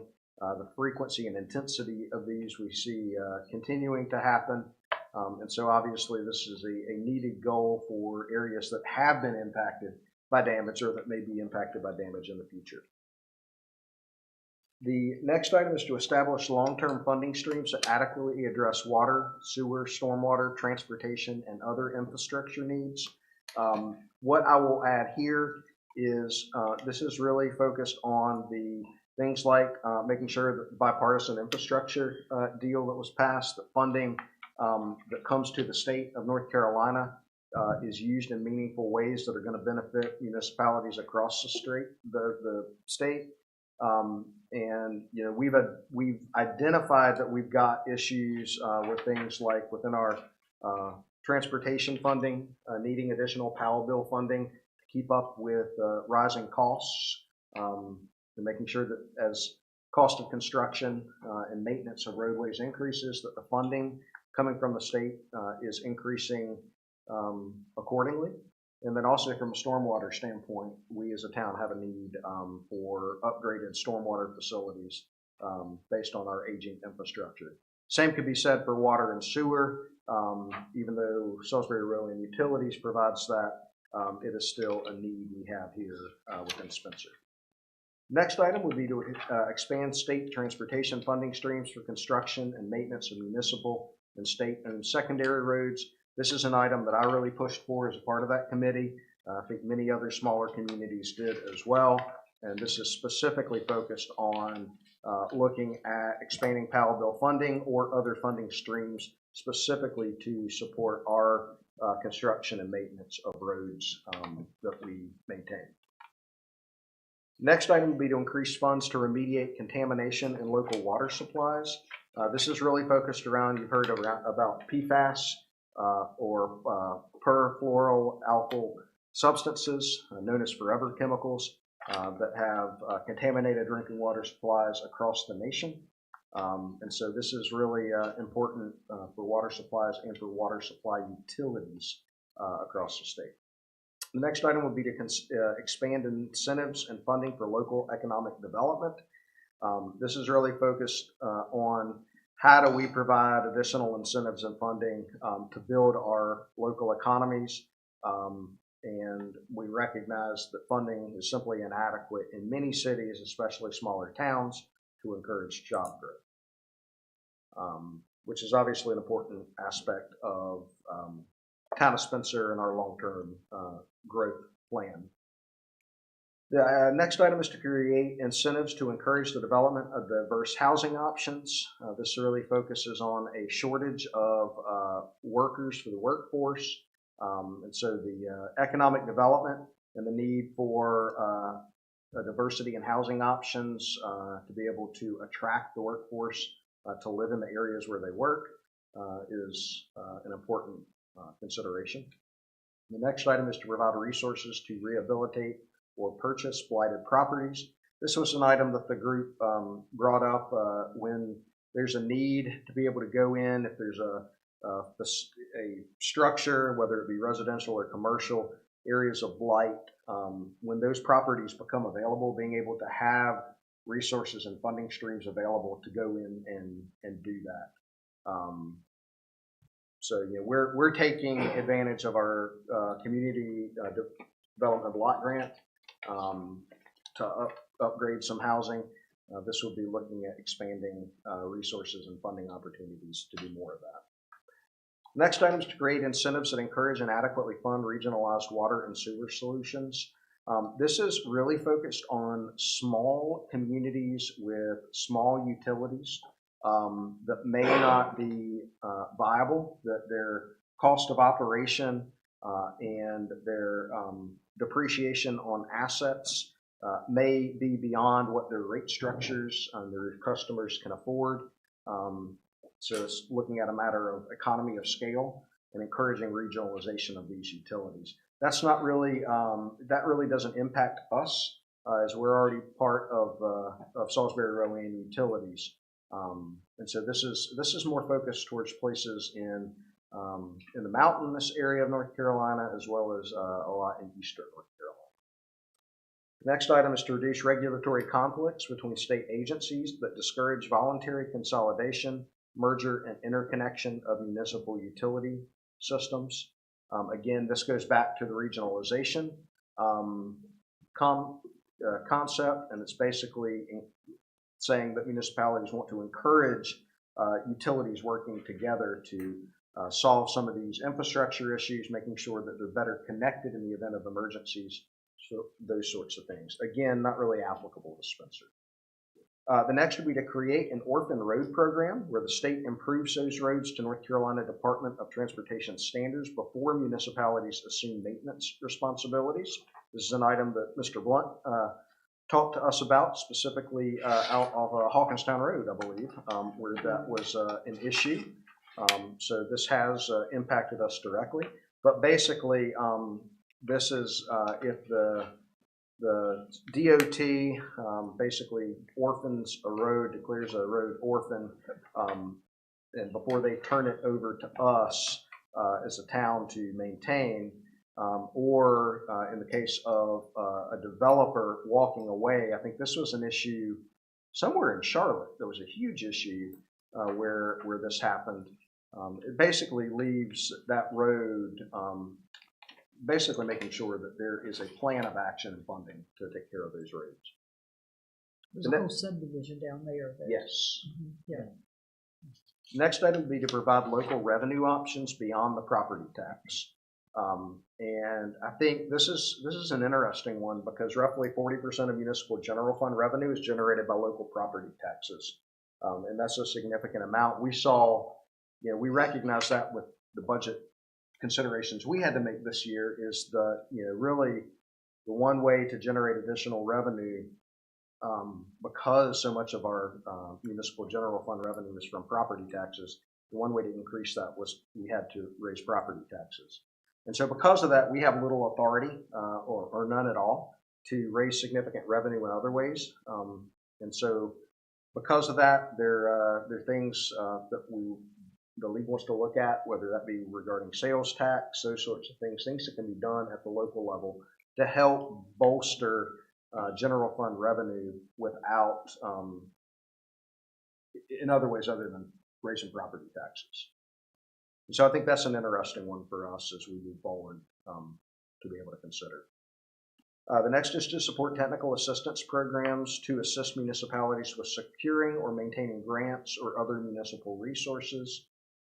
Really, again, helping especially in smaller communities with technical assistance to get grants. What I will say is we've got a really, really strong team right now of folks that are very capable in this, and that I think do a great job of it. So I'd say we have our own technical assistance program at this point. The next item is to address the needs of a changing municipal workforce through state assistance that supports employee retention, including training and recruitment. This is something we continue to hear from folks like the Rowan Chamber and the Rowan EDC about the need to develop our workforce. We also hear it from our community colleges and the work that they're doing to build the workforce. So this is a potential priority item. The next is to update the annexation petition thresholds to make voluntary annexations easier to initiate. This is an important one. I think this is interesting because right now, voluntary annexation by petition requires 100% consent from all property owners. That can be impossible to meet even if a majority of property owners can benefit from utilizing their property for business or residential purposes. So there's thought that lowering the threshold from 100% to something that represents a maybe what could be considered a supermajority of property owners would be considered a middle ground, but not handicap communities' ability to economically thrive. I will say this is probably a very tough uphill battle in the state legislature. I'm not sure how successful pushing for these revisions might be. It may be a losing battle. The next item is to reserve authority for extraterritorial jurisdiction to ensure that growth is well planned and investments by homeowners and business owners are protected. This is one I think is critically important to the town of Spencer and some of our growth plans. And we know that the state legislature has toyed around with taking extraterritorial jurisdiction authority, some of that authority, reducing that authority at the local level. And so I think this is one that we really need to hold fast to and really support. The next item is to protect the ability of municipal elected officials acting on behalf of local voters to determine election formats, districts, and other election matters currently under their purview. This is specifically related to the push that we've seen at the state level to make municipal elections partisan based. And again, we all have our political beliefs, but at the end of the day, when it comes to local governance, politics should not matter because we're elected to serve everyone in our communities. And the things that we are here to serve really don't focus on politics. They focus more so on doing what is right for all of our citizens. And that can be done in the absence of politics. So those are the items. Those are the 16 items. I guess what I would like to do is just go through each one if you've had a chance to review that. And what we'll do is take a vote on each item to see if it is one of your top 10 priority items. All right, so what Anna will do is tally each of these and then we'll determine. All right. Before we do that, though, any discussion, any input, or any questions on any of these? Mr. Mayor, I would like just to say one thing. I've spent a lot of time looking through these, and I highlighted 8 that I thought were really important and wasn't sure about the other 2. Now, you and I disagreed on at least one, but that's okay. What I want us to think about is I think we need to look at this from a very selfish standpoint. Yes. Because we're talking about what we need for our area. We know how devastated Western North Carolina is. We know how devastating the the coastal, problems are. But I really think we need to focus on what we think is the most important for us and take the emotion away from it. Yeah, and that's a great point, because that's the intent of the voting process, is everybody's going to get a vote as part of the League of Municipalities. And their intent then is, what they're wanting to do is then support and promote the legislative initiatives that the majority of members are supporting. Okay? Mr. Miller, do you have something to say? I don't have a thing, so. Okay, you over there doing your finger on the table. I just want. Anything else?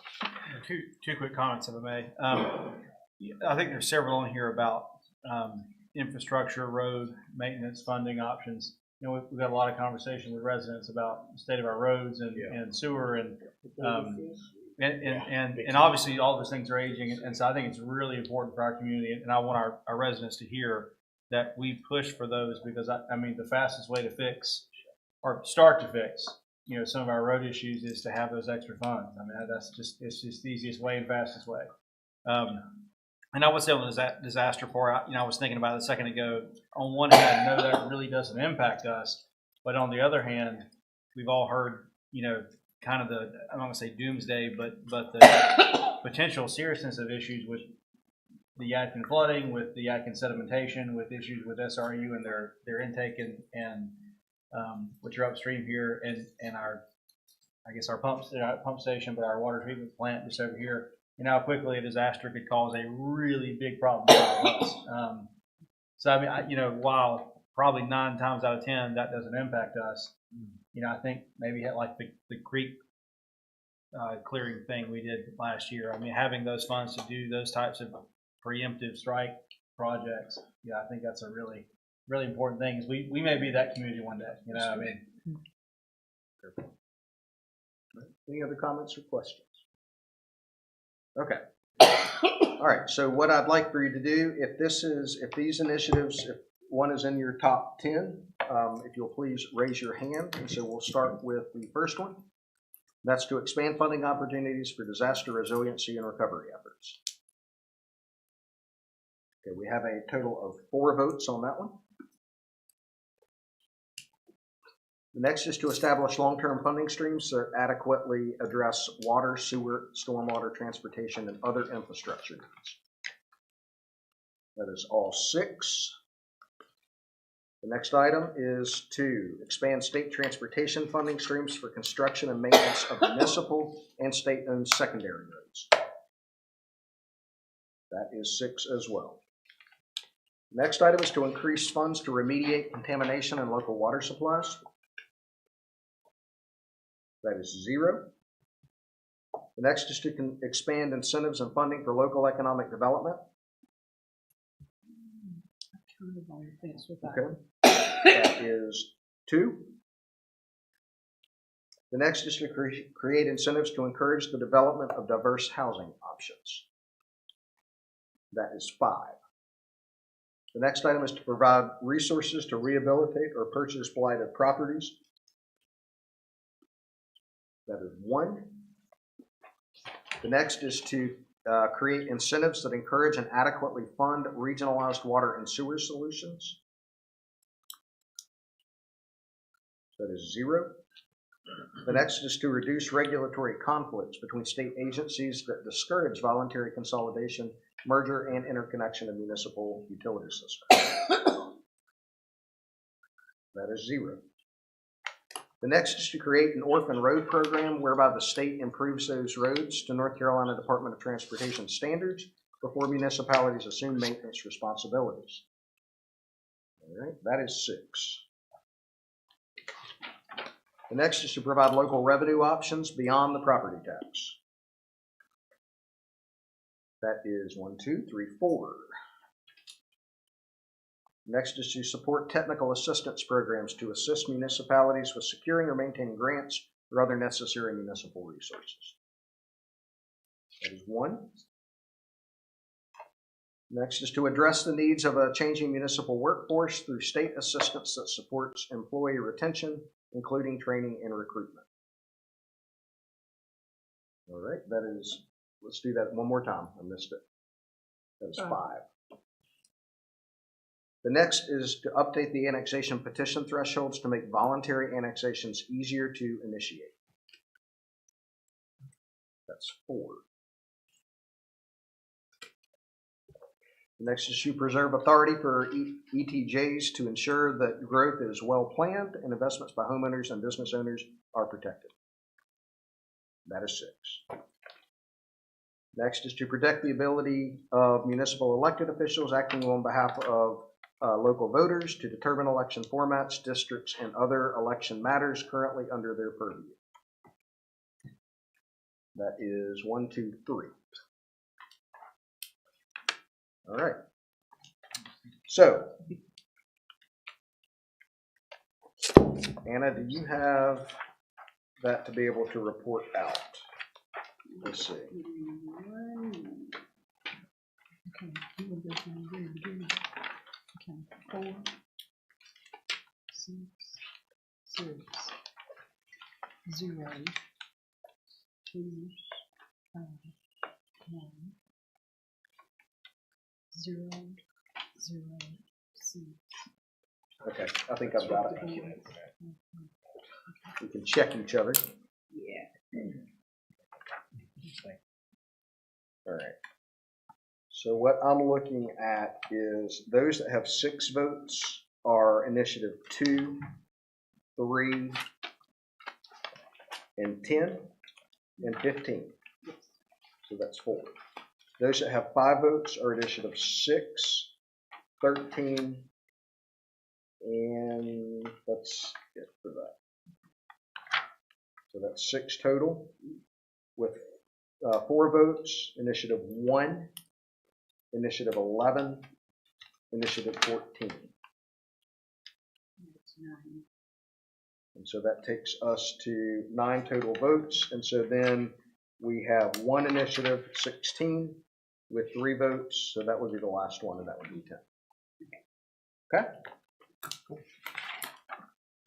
Everybody good with that? Yep. All right. So what I need then is a motion from the board that we promote and vote on initiatives 1, 2, 3, 6, 10, 11, 13, 14, 15, and 16. I move that we give our mayor authority to vote on those numbers as he has just read. All right, there's a motion by Ms. Sledge. Is there a second? And a second. Second by Mr. Muhammad. Any further discussion on that? Hearing none, all in favor? All right, all opposed? All right, and those are approved. Thank you all very much for going through that exercise with us. Okay. Next item on our agenda are our departmental reports. And so we're going to invite Mr. Blunt forward. One of the things I will ask if you can help address, we did have the one comment during public comment, if you can speak to that and what we might be able to do to look into that issue. This young lady has come in several times to complain about that issue. I have directed her to code enforcement. I think we have both told her that we do not currently have an ordinance that controls the display of laundry on a front porch. I can see some problems with trying to draft an ordinance that, for example, says you have to hang your laundry in your backyard. There are houses in this town, including mine, that don't have backyards. My house backs up to the woods. So for a limited problem, sometimes my advice to you is that unless it's a bigger problem than we think at this point, that maybe we not do anything. We have asked code enforcement officer to go by and talk to the person that's putting the stuff on the porch and see if they will voluntarily take it off the porch. The pictures she has shown me, for the most part, have not been laundry, but have been carpets that have been hung over the railing of the front porch. I'm guilty of doing that too. When we beat the dust out of our rugs, we hang them over the front railing to do that. So, again, I sympathize with her concerns. I'm sure it's not attractive if somebody's stringing up their underwear across the front porch. I don't do that, so don't come after me on that one. But it will be a tricky ordinance to write. If it's your pleasure that we look into writing one, the first thing I always do when you tell me to write an ordinance is go try to steal one from somebody else that's working well. So obviously, with this particular matter, it is, I can understand the concern of neighbors. But I also, understand that there are cases where that may be the only place where they can dry clothes. What would the possibility of looking at something with an ordinance amendment that would require screening of such airing of the laundry on front porches? Again, I can sort of visualize that if this person's hanging their laundry on their front porch, they can't afford a dryer to dry their clothes in their house, and therefore asking them to spend money on screening might be an equally imposing requirement, or asking that they put up a clothesline in their backyard. I don't know whether that would be imposing too much on them.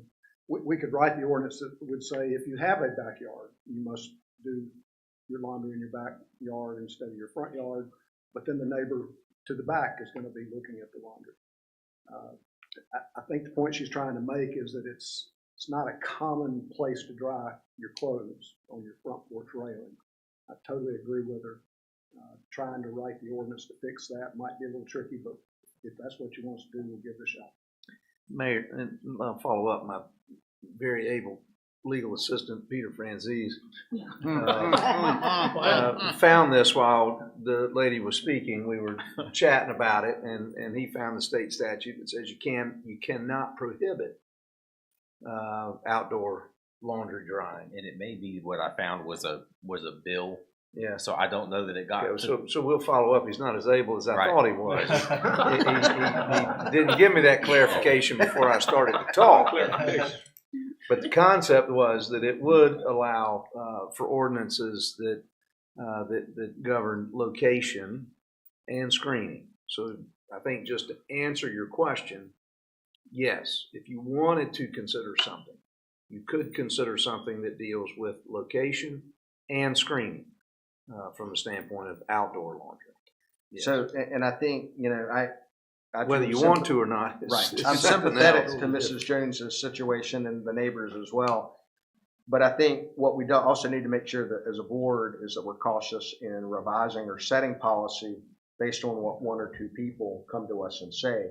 If we have hundreds of people that come to us petition-wise or say that, hey, we're concerned about this, this is something we would like changed, that's the type of message we need to hear and that would facilitate changing of a policy, changing of an ordinance, that sort of thing.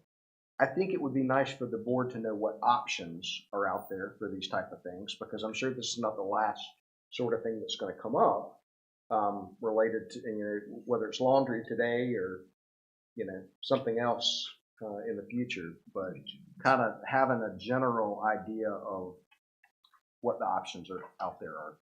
Was there not some sort of a issue with something very similar to this with an individual in Salisbury who was hanging stuff on a fence? I don't keep track of Salisbury. That was Clyde. Was that Clyde? I will tell you, that was artwork though.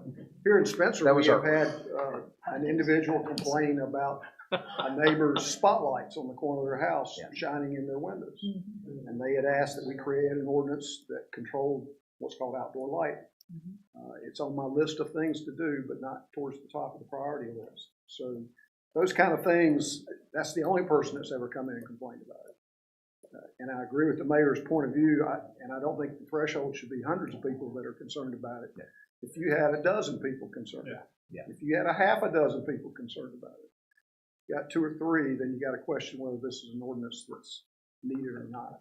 And every ordinance we pass, somebody's got to enforce it. So that's keep that true. in mind. Have we had complaints of this nature from other individuals or other properties? Is this just a one-off? First complaint. Now, she does have two neighbors that she has identified as also being concerned about it. So there's probably two or three people complaining about the same house. Was that the house that we talked about with those citizens that we walked with? There was a house that was identified on that walk on the corner lot that they complained about It's a possibility. clothing or garbage or Well, that would be South Yadkin, so yes, that is. Is that the it may same very place? well be the same place. Okay, Yeah. okay. I think, but yeah, let's hear the options. I mean, I think you mentioned going by and talking with them. Having a conversation. Yeah, I mean, my thought is that we could get code enforcement to really impress. Hey, I know this is not.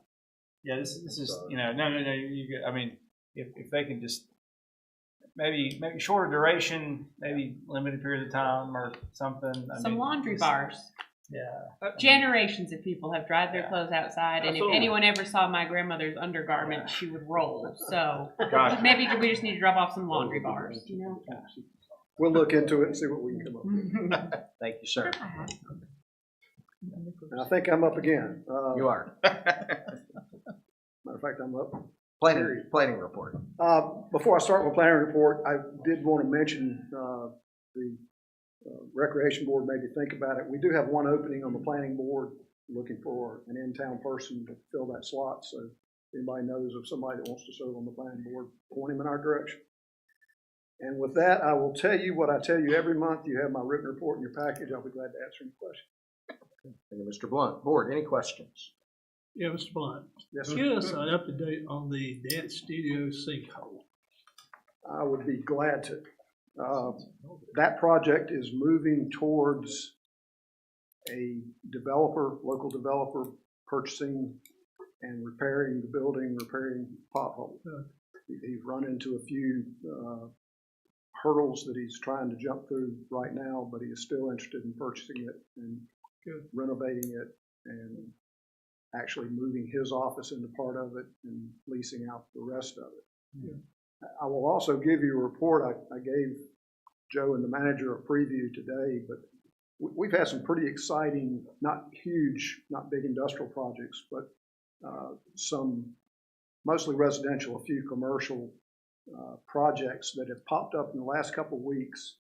And the point of the presentation, and I'll try to make sure I can give it to you next month, these 5 property owners looking at 7 different properties, 8 different properties.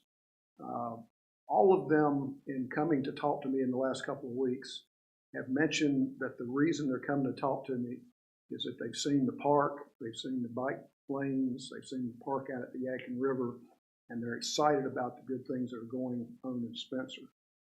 One of them lives in Virginia. His family grew up here. He's been tracking all the good stuff that's been going on. Unbeknownst to me, he has been buying residential properties, and now he's buying commercial properties.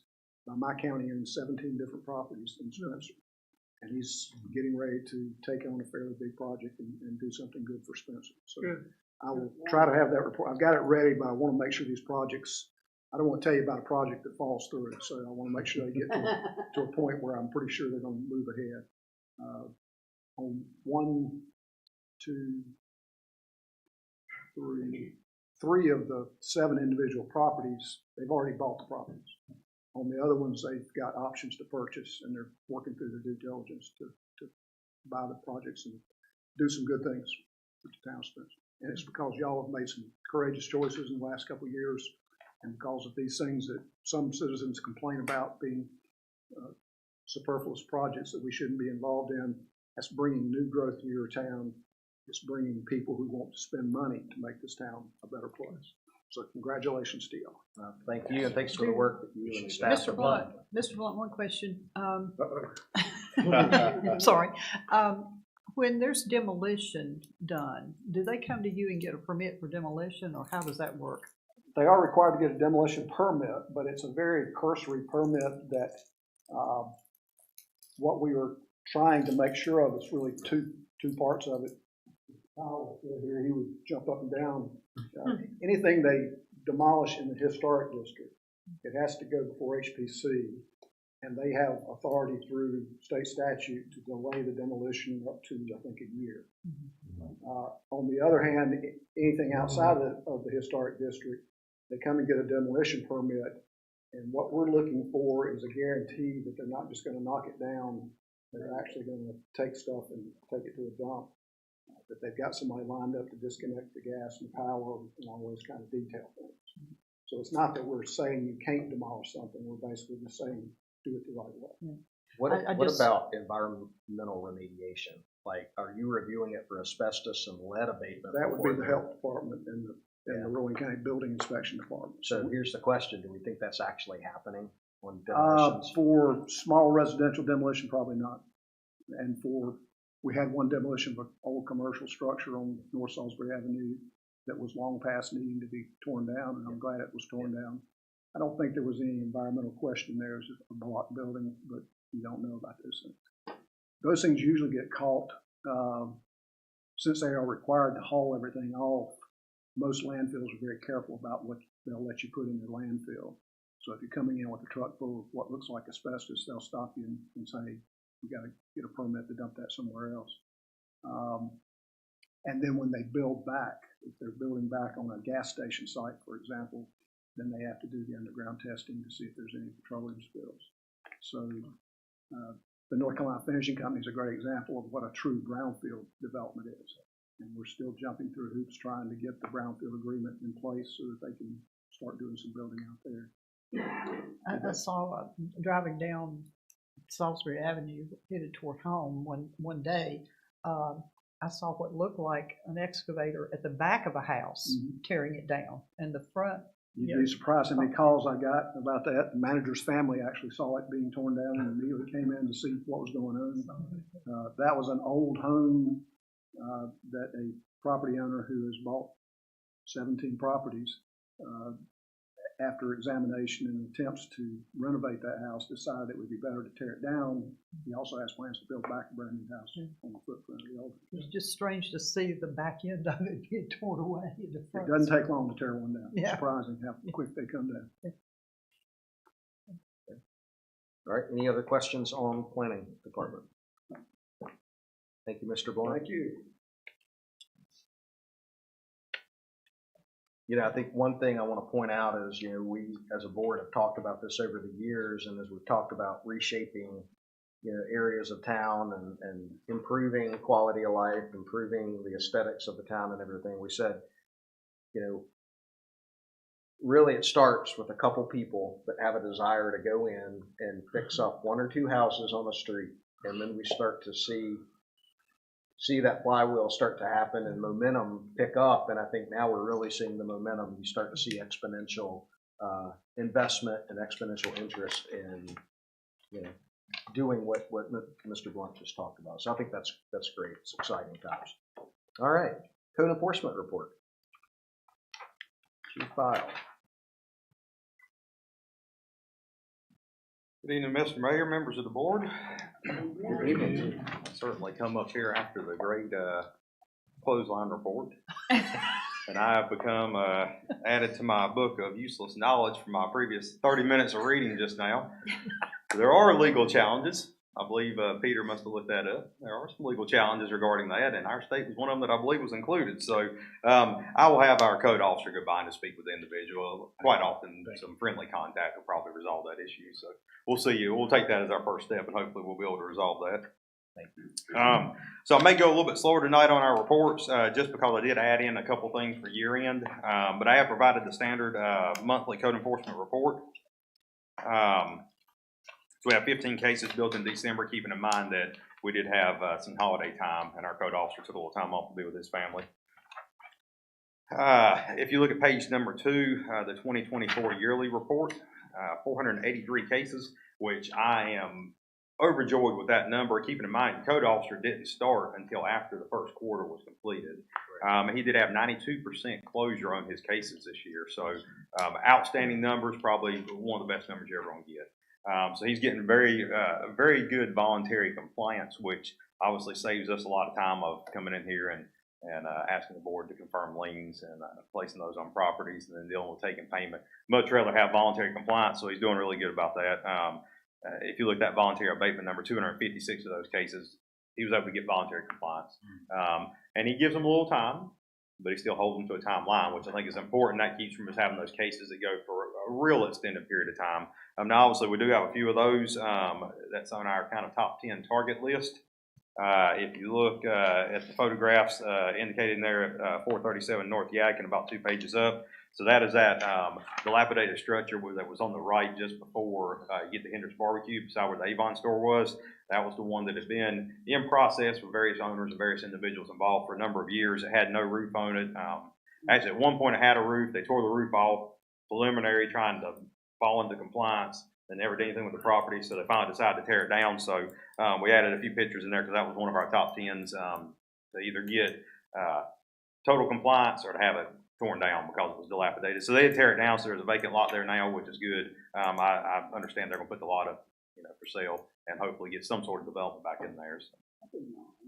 But if you have any other questions about the code reports for either the year end or the month of December, I would definitely try to answer.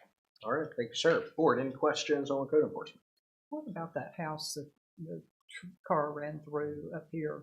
That is one of the top 10. So we have had some contact with that family. We're trying to be pretty kind with them. It's tied up in a legal battle, unfortunately.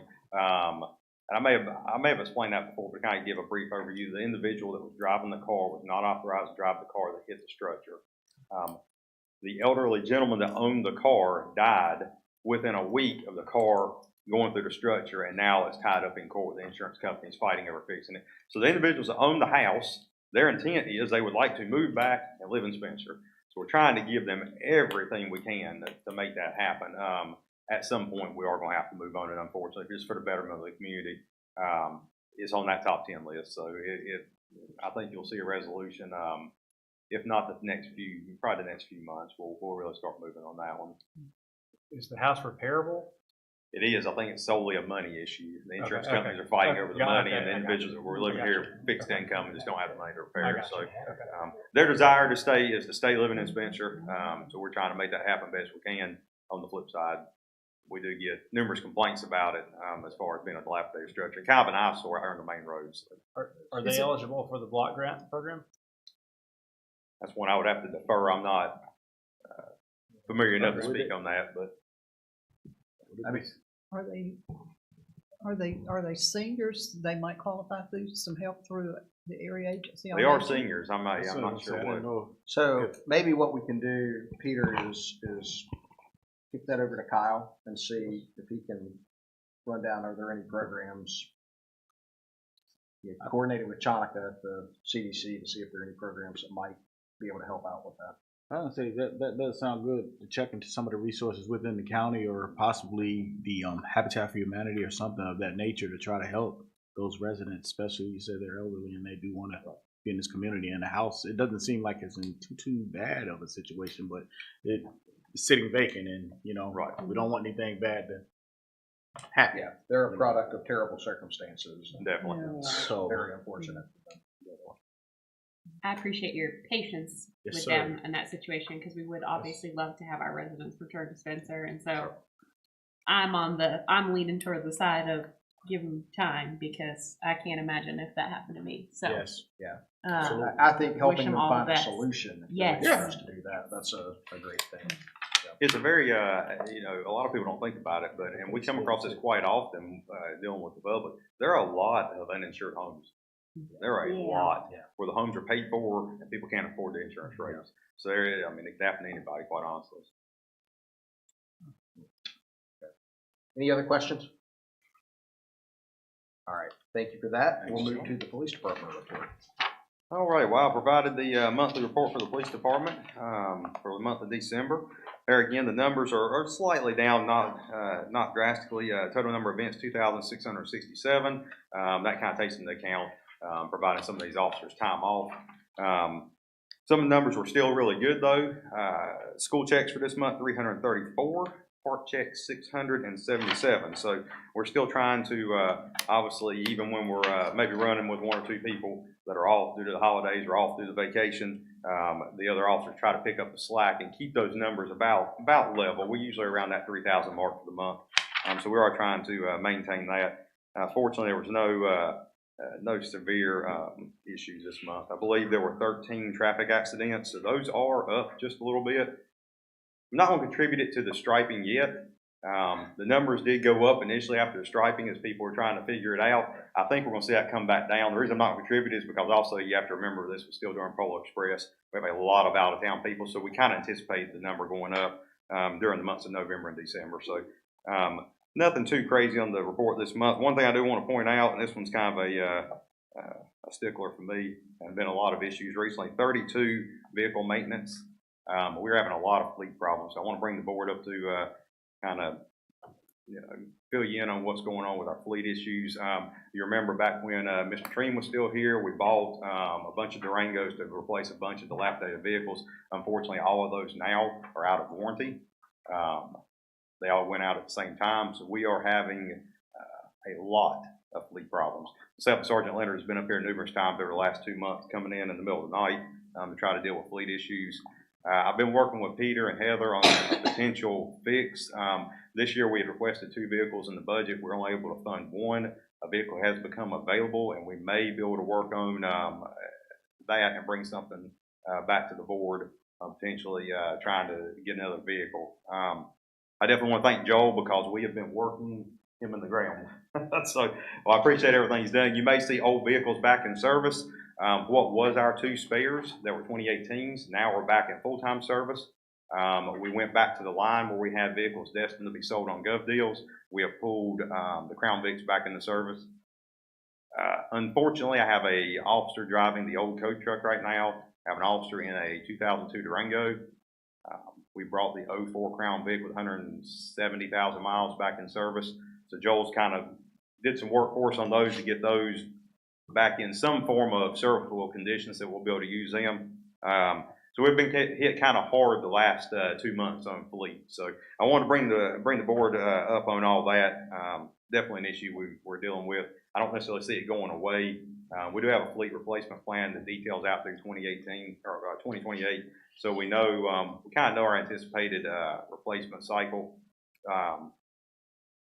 Peter may have something more on that. We met briefly earlier today about it. Well, let me ask you that. What are the problems common across the fleet for those years of the Durangos? Unfortunately, yes. What are we seeing? Yeah. I think we've made the decision we're probably going to move away from Dodge. I mean, I've got a personal Dodge vehicle. I think it's just, I don't know if it was those initial years of those Durangos, but we've had issues kind of across the whole fleet on the Dodges. There are a few agencies right now. I can tell you which one. There is one agency that we looked at. It has over 100 Durangos that are down right now for various fuel-related issues, and that's what we've kind of been noticing. So it's fuel system? It's a lot of fuel-related issues. So I will tell you, we have, I believe our budget this year on maintenance is about $14,000. We have spent about $18,000 thus far. Thankfully, insurance has helped us out with a pretty good chunk of that. I believe that came in last month, that insurance check. I'm looking back for Heather. Was that last month that we brought that insurance check in, or has it been received in yet? Okay. But there's been a lot of money spent in the last 6 months on this fleet. And there again, like I said, everything's out of warranty now. And we knew that was going to be an issue, that all these vehicles were going to go out of warranty at the same time. We didn't necessarily know they were going to start having problems with all of them just as soon as they go out of warranty. We've got vehicles that's got, just barely outside of that warranty area, and we're having issues with them. So we've got one that spent in excess of 12 months in the shop. Wow. So there's definitely some issues there. I think we're probably going to look at transitioning back solid over to Ford. Makes sense. There again, Ford may have a bad batch in a year or two. You really never know with fleet vehicles. They're being mass produced. So what years were those, 19 and 20? Most of them were purchased in 2020. That was the initial large batch. And when was the issue that we started having a supply chain? Well, that was during those COVID years. So, right after that? Yeah, somewhere during that time frame and right after. So most of our Durangos are all 2020 to 2022s. Now, fortunately, knock on wood, we've had no problems at all with the pickups we purchased. They've been very reliable. We've had no issues. I don't want to say that too loud. Hopefully we won't. Hopefully we won't have any issues with them coming up. So everybody not. But it's primarily been the Durangos, and I think that's kind of been across the board at various agencies that had those issues with those vehicles specifically. So when they initially rolled those Durangos out, they were civilian vehicles, and they rolled them straight into law enforcement use. They've done some changes on them over the years. We don't have any of the newer ones to compare them to. We don't have any 23s or 24s. They have made some changes to them to make them more law enforcement specific. But I definitely want to make the board aware of that. We've got the potential to buy a truck right now. we're pretty close. I worked with Heather this afternoon. We're pretty close on finding some form of a way to fund it in this budget year. And hopefully that'll keep us from having the big amount come due all at once. We do know that in the 2026 budget, 5 vehicles will be up for replacement. That's going to be a hard one to bite. So we're going to have to work through that and see how we can divide those up. The problem is they were all bought together. They've moved mileage together. Right. They're all having the same problems together, and they're all going to be at replacement time together. So it's something that we're going to have to try to work through, breaking that up. Because typically on a vehicle, on a fleet our size, we would look at doing a 2-3 rotation. Typically needing 2 1 year and 3. You may have a couple years where you need 3 a year, and that keeps it cycled out where we're getting rid of those vehicles. We target 80,000 miles so that by the time you get them, it takes, time you order it, you're looking at, 8 to 10 months for a vehicle to come in, and then you've got to wait on your upfitter. So the time you actually get it in, even if you order a vehicle to replace one that's got 80, quite frankly, it's usually got 100 on it before we can actually get it in service. So. The other thing to keep in mind is prior to 2019-ish, we did not have a true vehicle replacement plan. And so that's what got us into this situation was we purchased a bunch of Crown Vics at the same time years ago, and they all started getting out around the same time. And so that was why we had to do a fairly big initial purchase to replace those. So we knew that was an issue, but we also planned that we were going to get into this vehicle rotation. So we had better fleet management plan. It's just unfortunate that batch, but you're right. We're gonna have to figure out a way to spread that out over a few years to get on what should be a true vehicle replacement plan. And we've kind of discussed that. I think we probably can look at a three per year replacement, and kind of break up that big 5 in that 1 year. A couple will have to run a little higher mileage. We know the cost will go up on keeping those in service, which is a negative, but it'll break them up. And ultimately, we want to break up. We don't want to really have 5 or 6 needed, because quite frankly, it is a chore to get them upfitted and to get them in line with an upfitter to have the lights and equipment put in them. We don't want to try to send 5 at once because they may sit there for 6 or 8 months waiting on the upfitter to get them done. So we would rather stay with a manageable number. But talk to the board about the process that we put in when we're evaluating vehicles to go into our fleet, as far as make, model, that. Typically, so every year there's 2 organizations that test police vehicles every year when they come out. So we always refer those tests. Michigan State Police is one of them. They run them through all the rigorous tests. Pursuit duty, slalom course. They check everything you can imagine that organization will want to know, and they provide reports on that. So it shows the braking ability, acceleration ability, and any problems that were indicated. So, the thing is, quite often those reports really are just showing, did it perform and did it make it to the end of the test? You really don't know the durability. So when we rolled out all those 2020 Durangos, unfortunately, they were kind of new to that, to the block as far as really mass producing Durangos for law enforcement. So we kind of were guinea pigs ourselves. And we had to kind of take what we could get also. So if you remember, Ford had serious problems on vehicle availability, and they still have to now, to some extent. They were severely short on their 2023 model Explorers, so they filled those orders in 24. So if you can imagine, they're playing catch up. I mean, they were basically a year behind on being able to fulfill orders. So, most of their vehicles were taking 10 to 12 months to come in if they came in and you didn't get the cancellation. So the way we were able to luck up and get those last 2 that we purchased that were Fords, those were where 2 sheriff's office defaulted on making the payment for them, and we were able to scoop them up. That's the only way we were able to get those. Thank goodness, because otherwise we'd have 2 more Durangos in our fleet right now than the ones we already have. So, other questions from the board? I know you stated it was an indication of a plethora of the fleet managements with different agencies. Now, let me ask you this. As far as recalls and things of that nature, had they looked into that, to try to subdue some of those fees as well? Well, or, being that it seems like it's a continuous issue with the fuel systems. And that's what I would think. Unfortunately, I will tell you the agency that has over 100 parts right now are getting no response. So we actually we've kind of discussed our Legal options. options? Yeah, our legal options on what we could do. But Because it would seem like that's for an organization our size, an agency that's got 100 parked and a ton of attorneys is really getting no response. So sometimes you may just have to cut your losses and move on. I hate to do that. That's not my personal feel, but it may be our best option. So the good thing is we've really only got a couple that are really giving us problems, and as we're getting them fixed, we're still limping them on.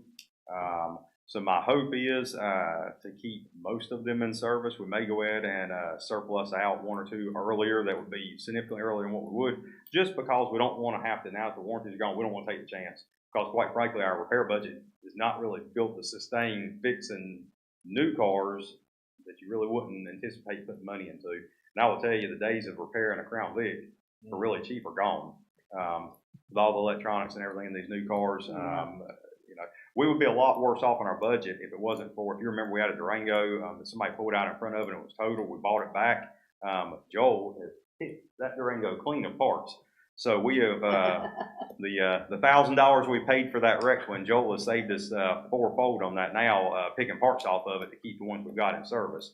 But as those parts are going away, when we start having to look at either the aftermarket or going back to the dealership for those parts, then our costs are really going to go up. So I will tell you, just personally, based on I track our fleet, I track our mileage, every mile the officers drive, the fuel mileage they're getting, and the maintenance cost of them. We have had much better luck with the Fords.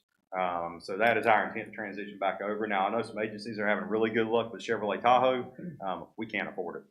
We just can't afford it. Even on the state contract price, it's a good $10,000 higher than the Fords. And as much as I would love to have them because of their durability, a lot of agencies are running them for double the mileage we typically run our Dodges and Fords. But the cost is just ridiculous. So I think we're going to be probably going back solid Ford, provided the availability is there to get the vehicles. So. Do you think that whoever needs to make a decision might be more inclined to work with somebody who had fewer vehicles than somebody who's got 100?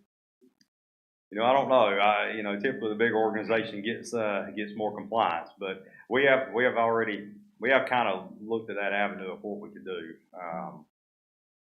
The problem we've got, and this is a fleet problem too across the nation. Your vehicle comes in and your warranty period begins. Right. Well, if it takes 8 or 9 months to get it actually in service, you lose 8 or 9 months of it. Yeah. So that's the problem we've got now. We've got a few that are out based on mileage. We also have a few that are out based on the 3 years has passed and they haven't hit the mileage. They may would have still been in there and be able to get warranty work done, but it's just solely timing. And that's the unfortunate part about having to upfit fleet vehicles.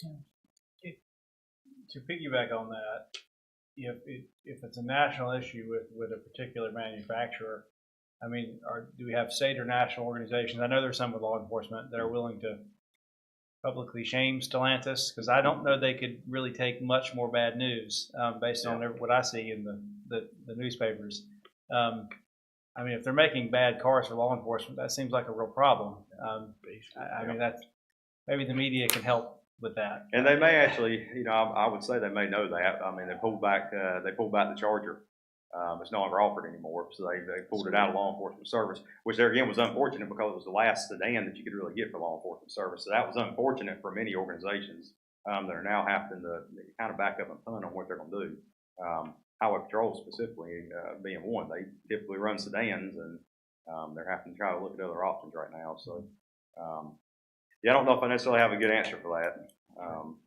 I definitely understand, and that's my personal feeling. If it was my personal car, boy, I would be up at the dealership jumping up and down. And you can rest assured we jump up and down at the dealership. And, unfortunately, the dealership can only help to the extent that they're either willing or they're able. One of the things I think we need to make sure that we do, you're talking about the Tahoe and the cost differential, is making sure we're running a full ROI on that. Because if they are running twice the mileage with minimal maintenance, $10,000 is going to be a much better additional. It's going to be a much better ROI in the long run, means we can run them longer, and so that fleet replacement plan gets stretched out.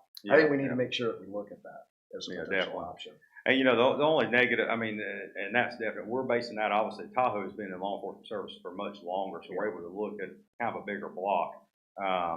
It's really a small block of data on some of the newer vehicles from Ford, the newer engines. So it is kind of hard Which right now. is what got us into trouble with the Durangos. Right. Now, fortunately, for ones that are familiar with Ford, they come with the EcoBoost. That's what's in all the law enforcement vehicles, and that has been around for a while now. So we're getting a pretty good feel that they typically are being very reliable. The county's got some, that hit that 100,000 mile mark, which is what I always like to see. Even if we try to replace at 80, I like to see a vehicle that doesn't nickel and dime us as long as we get rid of it about 100,000 miles. That way, we know we've got a little buffer zone in there to where when we retire a vehicle, we can put it in the back line and make it our spare and then retire our really old spares, which is what we're trying to do, pushing those old Crown Vics out. So we're about the only agency in the county that still had them.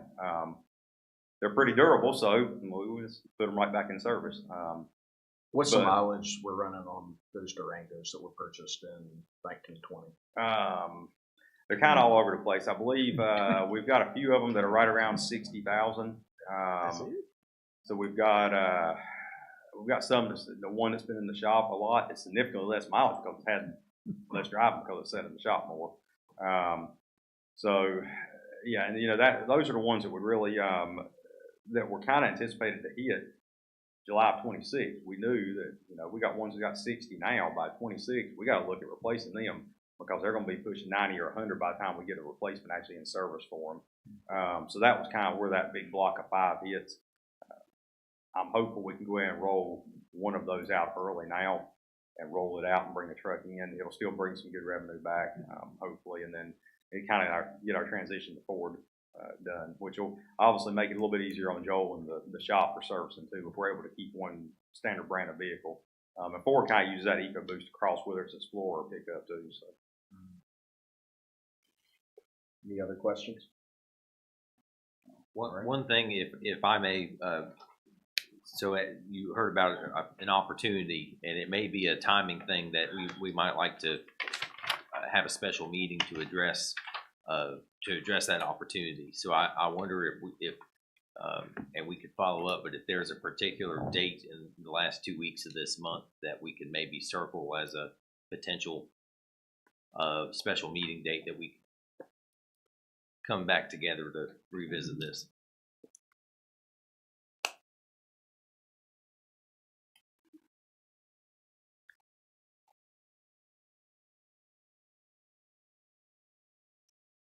The last week of January would be most ideal for me. Yeah, Thursday the 30th.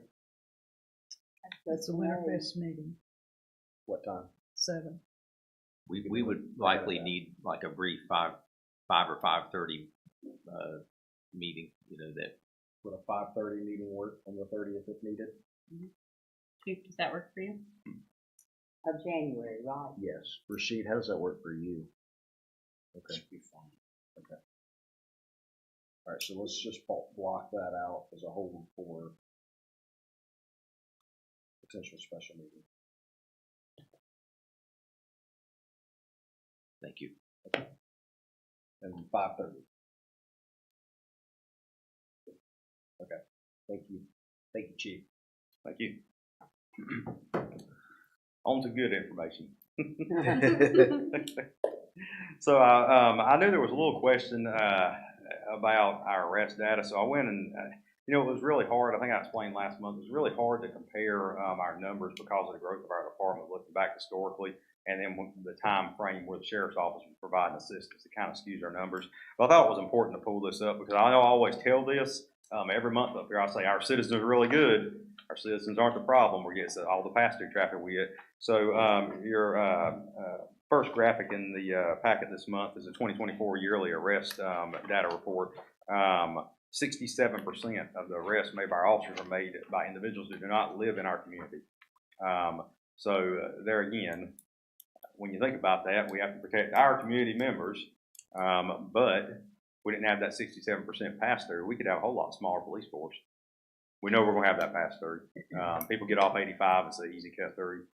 Everybody will tell you Highway 29 is just as dirty of a street as 85 concerning narcotics.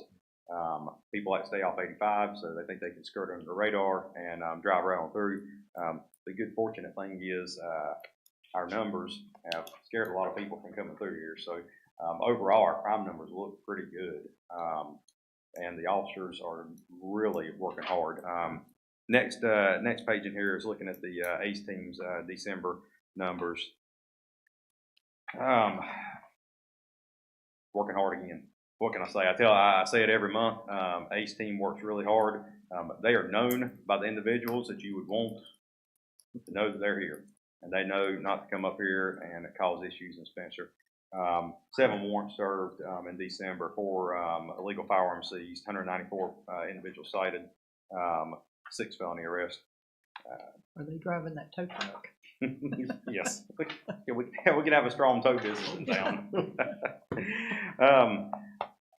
Just for time's sake, I'll skip over 2 pages to the 2024 yearly highlights. The ACE team themselves had 191 cases in 2024, 1,489 traffic stops, 133 felony arrests, 126 wanted individuals, and 41 firearms, with 9 of those being stolen.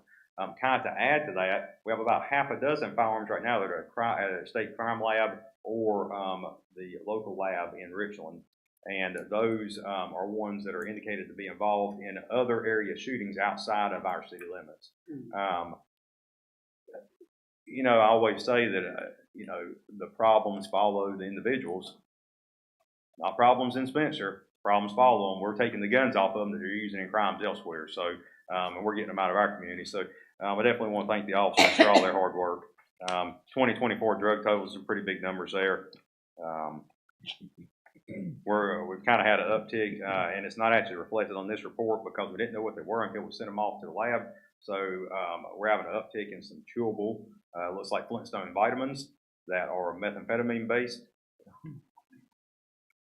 So that's kind of a new one. That's not something we typically see around here. So definitely something I hope our young people are aware of. You know, you hear all these horror stories about people at school handing out gummies and pills and people taking them and then not knowing why. EMS is called to the school, which has been done numerous times. And it's because of stuff like that. You know, bad guys are going to find a way to distribute what they want to distribute, make their money. So, and we'll keep finding a way to take it from them. So, Chief, have we thought about putting a public service announcement in the newsletter, maybe, that goes out to the community about that, just as a reminder? It might be a bigger audience for you to get to send those super helpful reminders about taking actually a good idea. That's actually a good idea. I've never put anything narcotics based in the newsletter, but I'll be honest with you, it is an issue. So like some tips on how parents and caregivers can address that with their adolescents and teens. Like, hey, definitely. Yeah. And if I've got those back from the lab, some of those, we may try to put a couple photos in there. Because quite frankly, I mean, parents wouldn't know. If you didn't know and you hadn't been told, you would not know. When something looks like a Flintstone vitamin, and I mean identically like Flintstone vitamin, like the chewables we took as kids. So, and then you start having them tested and you find out what's actually in them. So. Yeah. I think that newsletter, but also social media is so important as well. Right. So if we can do social media. I heard some chatter from the post, so definitely. That's right. Yeah, definitely. One other good thing before I close out, the 24th of this month in the boardroom here at 5:30. Or double check my time before I tell you 5:30. 6 o'clock. 6 o'clock on the 24th is our yearly promotional and award ceremony for the officers.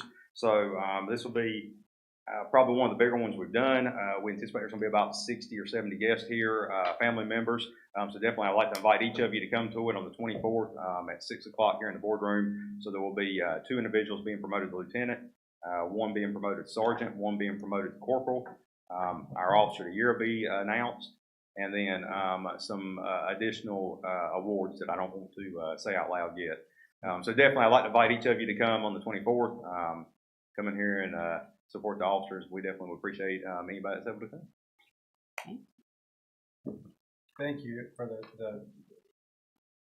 the fentanyl number of 16 grams in a year that's a massive number.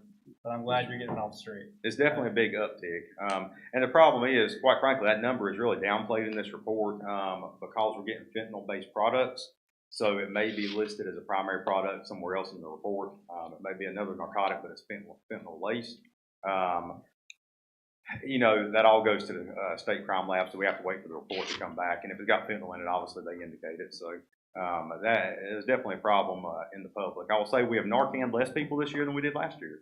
So I hope that's a good sign for 2024, is that we have not Narcaned as many people as we did in 2023. The numbers here say otherwise, though, is the unfortunate part. So I don't know if I think it's because the availability of Narcan is getting higher that now all the individual users have it, and their buddy Narcans them. They don't want to call us because obviously they don't want law enforcement on the scene. So I think it may be because the availability of Narcans went up versus them having to call us. All right. Thank you. Thank you very much. Thank you. All right, next is our fire department report. I know Chief Lanning cannot be here tonight. We need to keep his family in our prayers as he is dealing with a medical issue with his family. So we'll remember him this evening. Anything you want to add on the fire department? Yeah, yes, sir. So, and appreciate that comment, and certainly echo that for Chief Lanning and his family. The highlights there include a note about the new engine having there was some cosmetic corrections that needed to be made, and hopefully it will be getting into service soon. That's what we're all excited about, and I know there's the idea of some sort of public ceremony, are associated with that when the time comes. So we'll keep you posted on that. There is a page, the following page in the report shows some year in review data from the last year, and you can see the call volume has continued to increase year over year, as well as a really outstanding job with the public outreach and education, and even the response time for both dispatch and arrival and that sort of thing. So certainly the fire staff's to be commended for that effort over the last year. And the only other note I wanted to add in is, of course, we have with the new engine going into service, that means our current 751 would go into the reserve engine status, and our 752 is the one that we are looking to surplus, and we've been trying to evaluate different options for how to go about that. And our thinking at this point is to try to establish a kind of self-brokered arrangement using statutes that allow us to sell to other units of local government. And we've also been made aware of an out-of-state broker that a lot of fire departments use called Brindley Mountain Fire Apparatus. They can assist us with that process, but there it comes, when you do that, you pay about a 10% commission. And if the time comes that we can't seem to do this ourselves with maybe a local contacts or statewide contacts, then that will likely be our next step, is to work with that group to go about it in that method. But we're trying to avoid that if we can, to not have the 10% commission come off the top. And both of those methods, we believe, will wind up with a better value coming in than simply doing the online auction like we've done for other types of vehicles. So we are working on that, and just budget wise, we did program into the revenue side of our budget this year for the sale of the used fire truck. And so we want to accomplish that within the fiscal year to make sure our revenues are where they need to be. And even as we're looking at this issue around our police vehicles and how we're dealing with potentially the surplus of some additional police vehicles, that fire truck surplus all plays into it just from a numbers standpoint. So those are all the things we're looking at, and want to make sure you're aware of it. Board, any questions on the fire department? I just wanted to point out that along with all this amazing work and all their numbers have gone up. We had a really successful collaboration with the Ryan Neuter Scooter organization, which started out was going to be one event and turned into many. And I don't have it in my head, I could look it up, but they were able to make a really tremendous impact on community cats in the region. I think they went from servicing like 20 to 25 a month to 35 to 40 a week in the last 6 months. So that's a really big thing. So I just really want to commend them. I think one day, not only were they performing their daily duties, they're also collecting donation items to go to Western North Carolina, welcoming the Rowan Neuter Scooter team. I mean, I've been really impressed with their ability to multitask, which we really appreciate. Any other comments or questions? All right. We'll move on to the Public Works report. Mr. Taylor. Good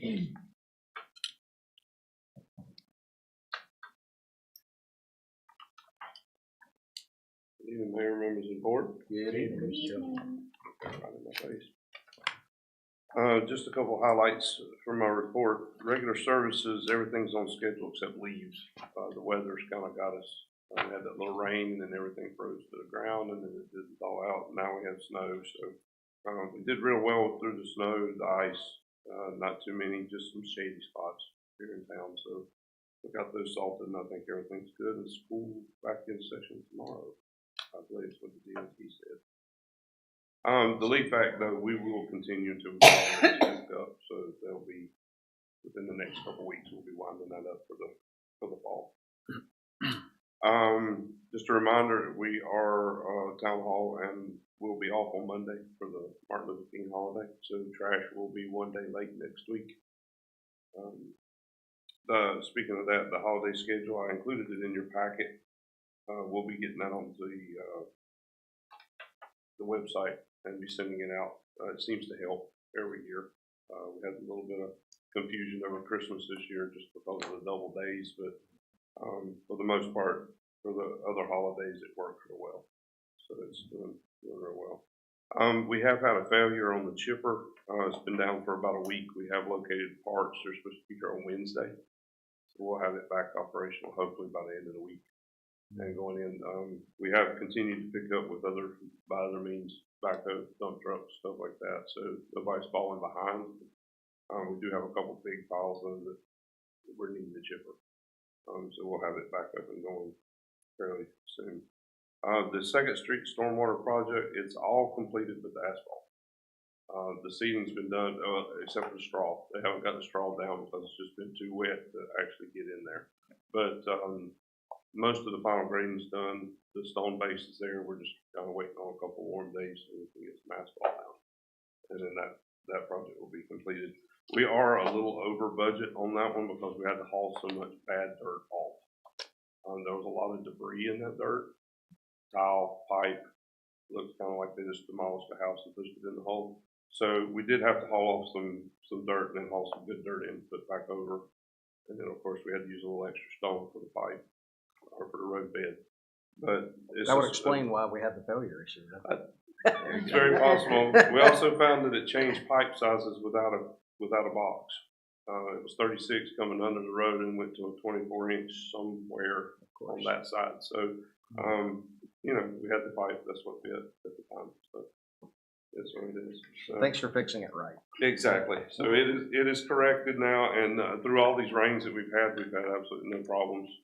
Everything's been going well, so we're good. We're missing another tree, which we will put back because we had to get it out of the catch basin. But we're doing well on that front, and we will get that road open as soon as possible. We really don't want to drive on the stone base unless we have to. And if we see it's going to be a month or so before we get asphalt, we may have to do that. But then they'll just have to straighten it back out before we pave. So we did some adjustments with some asphalt, so the numbers aren't as bad as they seem, but there is a discrepancy in the amount of money because of the dirt we had to haul in and out for that project. That's all if you have any questions on my report, before I get to Mr. Howe's question that he asked about. Any questions? All right, Mr. Howe. Okay. Yeah. You want to repeat the question? Yeah, You no, want me to sure, just yeah. address the question either way? No, yeah, when we did our walk in December with some of our residents, they mentioned, and I'm probably gonna say it wrong, but the culverts of the big concrete structures for the series of roads really, but I think specifically First and Yadkin that go over that creek that runs between First and Newton. And, you know, and, you know, when they were pointing it out, I mean, in some cases, the gaps are large. I mean, it's, 18 inches to maybe 24 inches. And then you, on the other side, you just kind of cave off into the abyss, as it were. But, I guess they were asking, is that normal? Is that safe? Is it, I mean, should we, of course, I was like, look, I don't know. I mean, I don't know. Right. But I just thought I'd ask that since it was brought up. And I mean, I thought it was just given the size difference in some cases, I thought it was worth asking. Okay. We can definitely put there is some grading that we can do as far as putting the, bars and grading, up against that. And I have theories, but as far as why they did it that way, I really have no idea. Those are complete, what you would say a drop inlet. There's no pipe, there's no anything, it drops directly from there into the creek. So a lot of water comes to that area as well. So they could have left it high for the amount of water. They could have left it high for guardrail type situation instead of replacing a guardrail. If we would ever redo that area, you'd have to put guardrails up. And if it was a state maintained road, you would be putting guardrails up anyway. We have several in town that's that way. 4th Street, the end of 4th Street's got guardrails. So there's some areas that need that, but my best theory would be that would be the reason why it was left high. If we have a problem as far as the gap in between the stone and the catch basin itself, the hole, do those have back inlets? I'm trying to remember if they do or not. Yeah, I don't remember. I'll look at that, and if we need to put some, we can make grading to put over that as far as to keep anything from actually going in that area or, someone falling through. But we've never had a problem with that in that area. I think it's stone directly to the back, though. Maybe it's just drop inlets. I think it is. So, but that's my best theory. I don't know, and a lot of the older people that would have been around in that area in that time frame, I can't contact. So, I know Salisbury's got some. There's a great example in Salisbury right at the water treatment plant. It is. They have that hole. They have probably 30 feet open inlet like that, and it's just part of it is because there's so much water that comes through there that it's got to catch additional water beyond just the flat. That's the lowest point from Jefferson to that point, and then from 4th Street to that point. So that street, unless there's catch basins elsewhere to divert that water, all of us going to that same spot. So you're getting a lot of water. And it's the same on Yadkin and Rowan. The other consideration is if you do add additional grading vertically on that, what you're going to do is you're reducing the amount of flow that can get into there, especially then if you get leaves and stuff and debris that's piling up. And so then you can end up clogging that. Or a ball comes down through there. Then I'm not working, but yeah. Plastic bags are nemesis. I mean, they will breach something in a heartbeat. You get a lot of wind first, and then you end up with all the debris, and the leaves will get on top of it. So I don't know. That's my best theory of why they left that one high. And I think those are the only. There's a couple on Salisbury Avenues the same way. They're pretty high, and it has a lot to do probably with that granite curbing too. With the adjustment and the angle, they couldn't get that granite curbing to flatten out. But that's theory. Okay.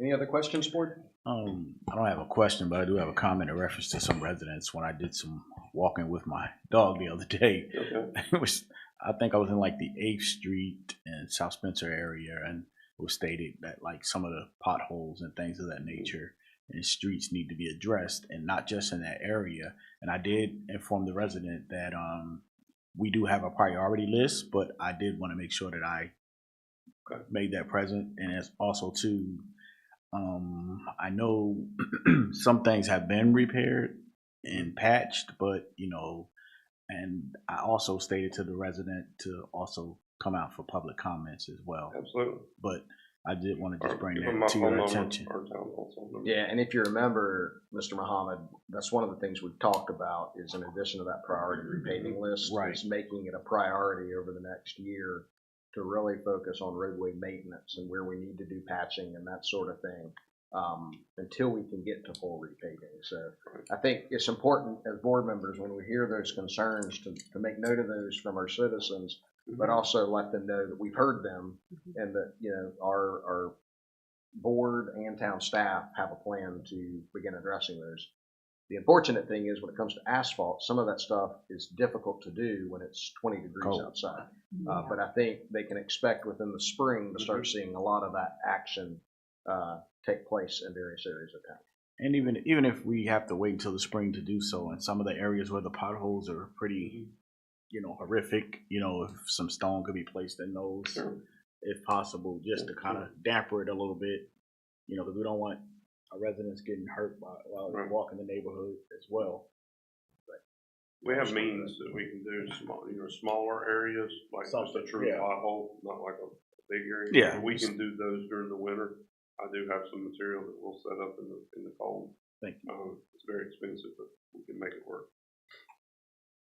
I just wanted to make a comment. Thank you again. The town looked amazing as always for the holidays.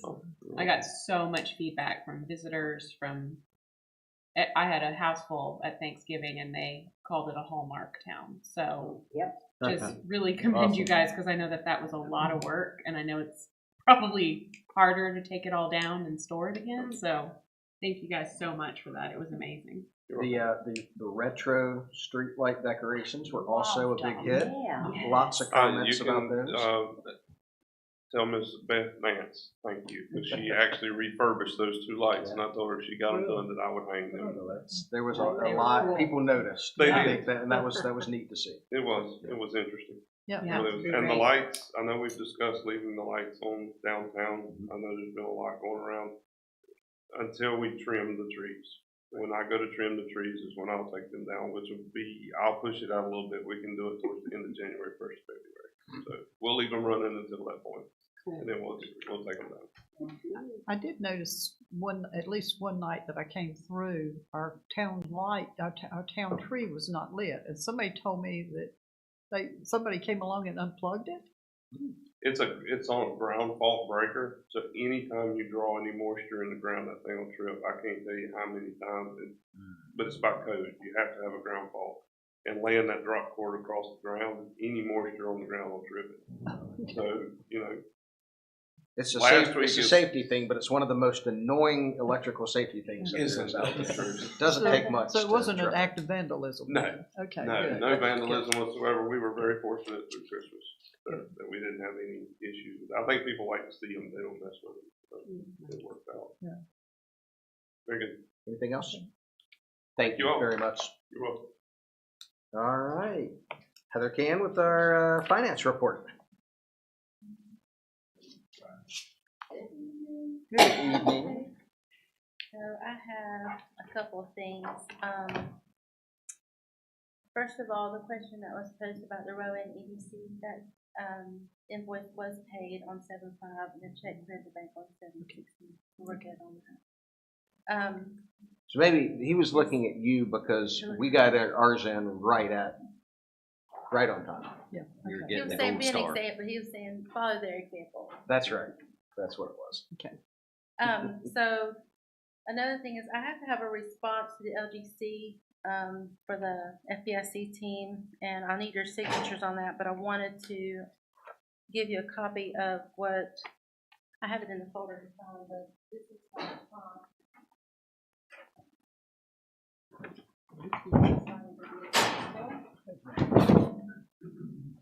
Thank you. Thanks.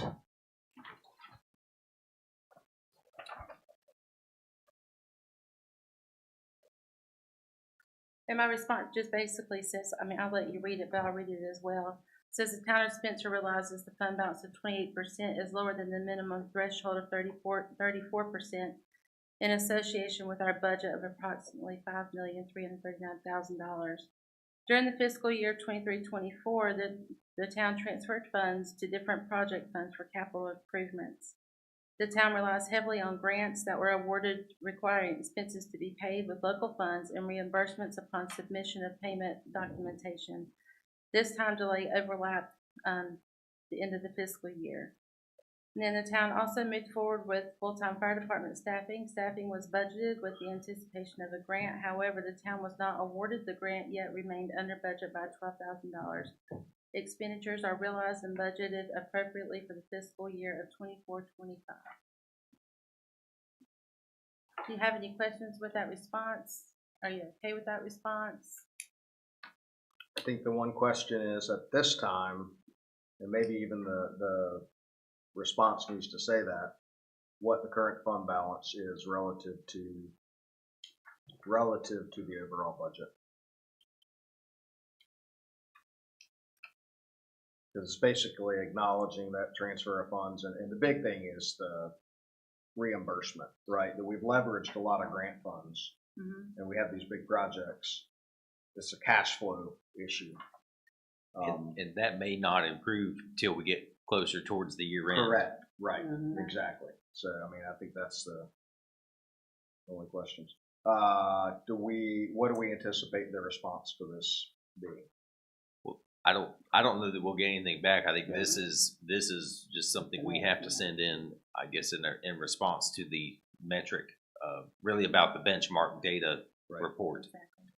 So this is just something that goes along with it, and And they want that response so that it's not an ongoing issue that no one looks at. Right. So at least they know they want a response saying, "Hey, we realize that this is going on, and this is what we're doing. You know, have the time to fix and the reason why." Right.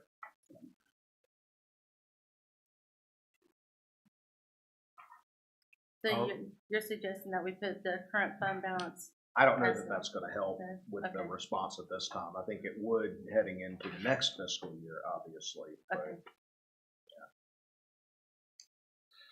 Board, any questions on this? Have we improved this number? I don't want to say, I don't want to give you like a direct yes or no, but just because of the grants and how we rely on that. And I can say that we've spent $500,000 on the park. We're waiting for reimbursement back. So that time delay is going to always, is going to be there, especially with something that large. So yes, we've realized that it's there, but no, we haven't corrected it because we can't really correct it. Does that make sense? Yeah, that's part of what the fund balance is there for, right, is to be able to help with to cash help with flow that kind of, when you have these sorts of things.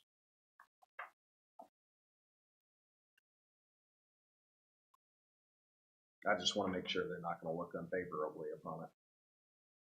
Well, I guess let me ask you this then. And I get the cash flow, we're money out, waiting on a lot more money back in. That makes good sense to me. Our timeline for park completion, is this going to fix itself before the end of this year? Does that matter? Well, park completion will be April. Final payment will probably be May. Then we'll have to. I would say we're going to have the same time overlap there. I think so, because what will happen is the final reimbursements and everything will have to come in right at the end of the fiscal year or moving into the next. I think we'll run into the same issue at the end of this fiscal year. As far as after that, I don't see an issue with it. So do we be proactive? Should we be proactive then and go ahead and say we anticipate a similar situation this fiscal year because of X projects, with the anticipation of moving into the following year that this rectifies itself? I mean, I think that's the thing. What I don't want them to do is get this next year and say, oh, it's a similar situation. We can say, hey, we're being forthcoming. Right. Knowing, acknowledging this is in the plan, this is why it's this way. I can give more detail, especially on the one project, and I think that would cover that issue. Yeah. I'll do that. Well, tertiary question, and I'm sorry to put you on the spot, but I think it's something, if this is an issue we need to think about.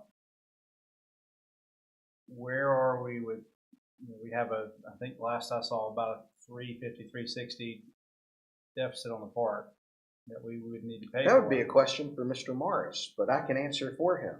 We actually have an active campaign going on where we are talking with potential donors and have some meetings set up. So we're scheduling those meetings with the intent of. And there's several grants that we've applied for Sure, as yeah, well. yeah. So we're in that. Is there, I guess, is there a number, and I know we're doing that, and actually I was talking with Dr. Washko this morning, just about that very issue. That's what made me think about it. Is there a number that we really need to get to, in your opinion, or I mean, $338,000. Yeah, right. Well, I know that, but That's you the know, number. I mean, that's 90 days from now, so I don't, you know, that may be tough. I mean, is there? In 90 days, I know we're not going to see that, but I mean, it is my hope to get as close to that as possible by the time we're done paying for it. Right. But that may not be the end of this fiscal year. Right. That's what we're saying. Right. It won't be by the end of this Right. fiscal year, but. But the intent is in the project, I mean, when we close out the overall project and do the final numbers on the project, that additional money is raised through donations. Okay. Yeah. So we're suggesting making an amendment with some additional clarification in the letter about the expectation that we're expecting something similar this fiscal year as well. Go ahead and be on record being proactive. So. And I have to have this has to be turned in, the deadline is February the 8th. Okay. So my anticipation, maybe since we're meeting on the 30th, I can have things ready to go and for you guys to sign by then. Okay. If for some reason we don't have to meet on the 30th, what we'll just need, Anna, is communication from you to make sure everybody can come up here and actually sign the final letter before it. And I'll probably just send that out and let you guys read over it again, and that way we know we're all on the same page with that. Okay. So that's taken care of. Next is my the financial reports. I did not make notes on this before I sent it out, but I'll just point out a couple of things. On the police and, I'm sorry, on admin, there's the salary and wages bonus line. It should be on page 3, and the account number is 10-4130-127. The bonuses, the current balance is a negative balance. Well, when she posted the bonuses, the numbers were transposed for 5 items for police. So we're making a journal entry to correct that. So that will go to 0, and police will go to 500 on that line. And then we know about our dues and our overtime in fire, and then there's a $78 on dues and subscriptions in fire, and that will be corrected by a journal entry. The 2 insurance lines for police and fire are over due to the addition of the 2 vehicles, the Mustang and fire, and the truck. And then I think that's all the notes. Do you guys have any questions about anything on the report? Board, any questions on finance report? And last but not least, I have received notice from the LGC that our conversion from Southern Software to Black Mountain will be moved from January 26th to our go live date is August 1st of 25. So our conversion starts May 1st as far as getting all our reports together and that kind of stuff. We'll still build our budget in Southern Software and they will load it in. A pro for that for me is that we will have 1 month of data in Southern Software instead of having 6 and 6. So I'm excited about it. Okay. Board, any questions? All right. Thank you. All right. Next item is our library report. Ms. Ward. Good evening. Sorry, I'm having technical difficulties with the connection being slow. Okay, so in December, Librarian McCraw had a couple of events. On December 13th, she did her annual Christmas event. This year was Caribbean Christmas themed, and there was a steel drum player named Nate Brown as well as a local resident, Freddie Becker, who played the guitar, and they played various Christmas carols, and there were sing-alongs as well. And Nate Brown will also be returning this summer to perform, to play African drums for the local youth. And at the Christmas event, the Pinocchios donated a fruit tray. Papa John's gave a large discount for the pineapple pizzas, and the local Food Lion donated juice boxes and coconut cookies. And there was also a collection of toys and warm clothing, hats and such for the Western Carolina residents. And then on December 17th, there was an event for smaller children where Jeremy Bess, who, if memory serves, is a local resident as well, he read his new Christmas book, and then the kids made ornaments and decorated some chocolate cupcakes to look like reindeer. All right, thank you. Board, any questions on the library report? All right, we'll move to our town manager's report. Mr. Franzese.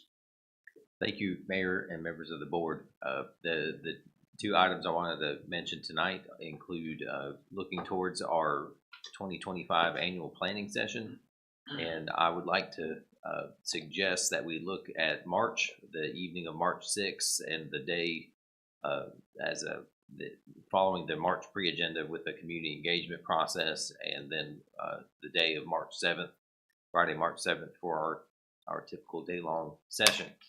And I've talked with I believe all of y'all about that date, and it sounds like it was going to be feasible. So if that sounds good, we'll continue planning for that accordingly. I'll note that I was actually in touch with Jeff Emery. You may remember Jeff from the North Carolina Department of Commerce. He helped us with our core strategic planning process, and he had reached out in the last month to offer his services for facilitation of these types of events. And so I connected with him and actually had a call earlier today to talk about what that might look like.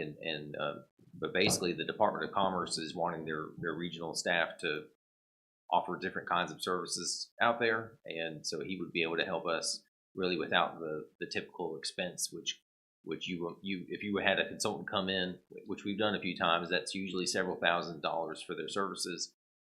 We would mainly have some incidental costs of mileage reimbursement or meals, that sort of thing, with working with Jeff on that. So just want to make y'all aware that he'll likely be helping with that, but it would at your February meeting there would probably be a resolution for you to consider to just due to the way things work with Commerce to endorse that. There's a list of suggested topics that we can focus on included in my report, and if there are other ideas that you want to include, please let us know, and as we're working with Mayor Williams to build the agenda for the event, we'll plan around that, and then staff will work to put our customary reports together and presentations and such.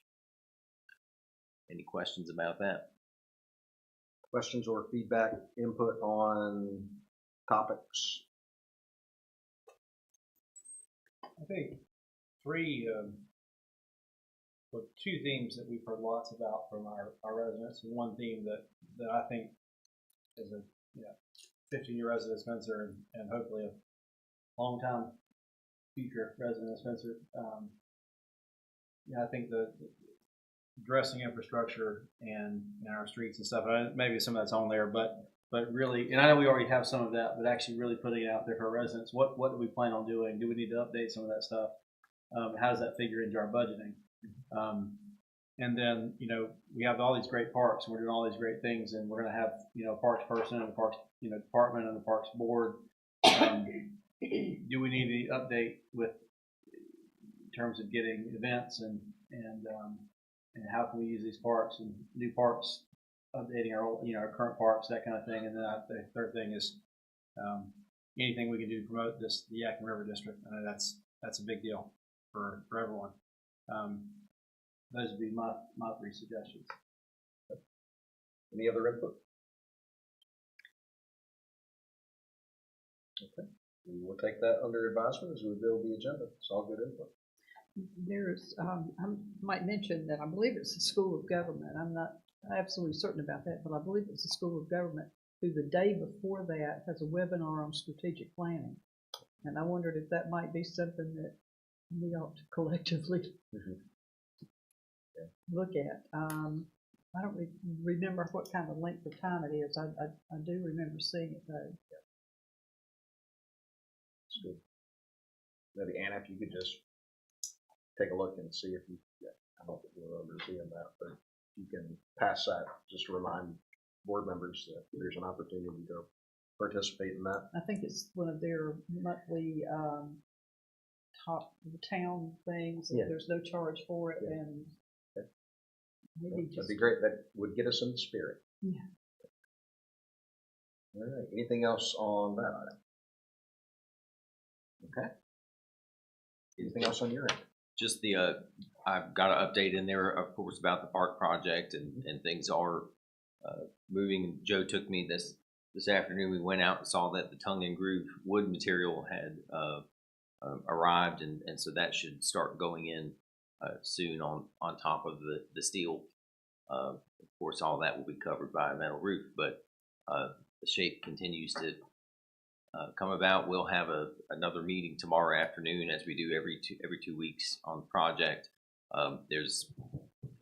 There were several outstanding change orders that, and most of them related to be credits actually that we're waiting to hear numbers wise. But I've got kind of a running summary going there on the change orders to date and where the project has shifted in terms of the original budget and the revised based on the base and the various allowances. Our contingency right now is about $31,500. We started that project with $50,000 in contingency, so things from that standpoint are going well. And with our community campaign, we do seek to amplify that here in the very near future. There have been a number of pledges that have come in to date and a few grant awards. We're anticipating several more, but our current remaining amount, and this is based on we have a campaign goal of about $385,000, which is beyond the minimum of the contract amount. So from starting at 385, we're currently at needing another $366,200. Approximately $20,000 raise. That's fantastic. Okay. Any questions on that? I remember seeing something somewhere about the signage that we got some information about the wayfinding. Has that been publicized? Have we talked about that? We have not talked about that. We did get an update recently on the schedule for that. My understanding is wayfinding, the entry sign should be going in. Find that right soon. And I actually saw the project manager for the Tourism Association or Commission the other day here in Spencer at KSOS also. And the update there was it's just some delays on the end of the sign vendor. So it's mainly the entry signs have been delayed. The wayfinding signs are still on schedule, but those will follow after. So that's like springtime. But I think the entry signs should be any day now. So the update we got a week ago on Wednesday the 8th was that they were hoping either this week or next week for the welcome signs, the community welcome signs on the install team. I imagine the weather didn't promote that starting this week too well, but that was what they said last week. And then but specifically they were doing final site evaluations last week, and we're going to be able to get install dates scheduled after that.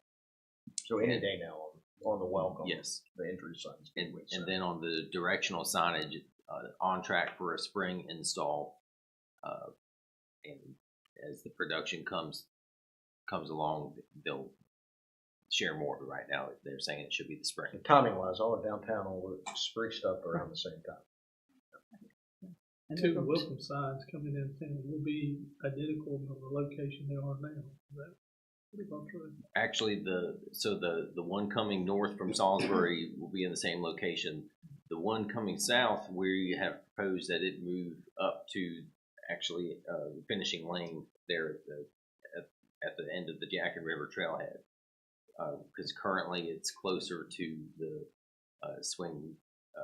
It's just past the old way station. That currently there's a rail company in there. But the reality is any traffic that's coming that direction is going to have to come from across the river. Mm-hmm. So having it there at our park in that area makes a lot more sense.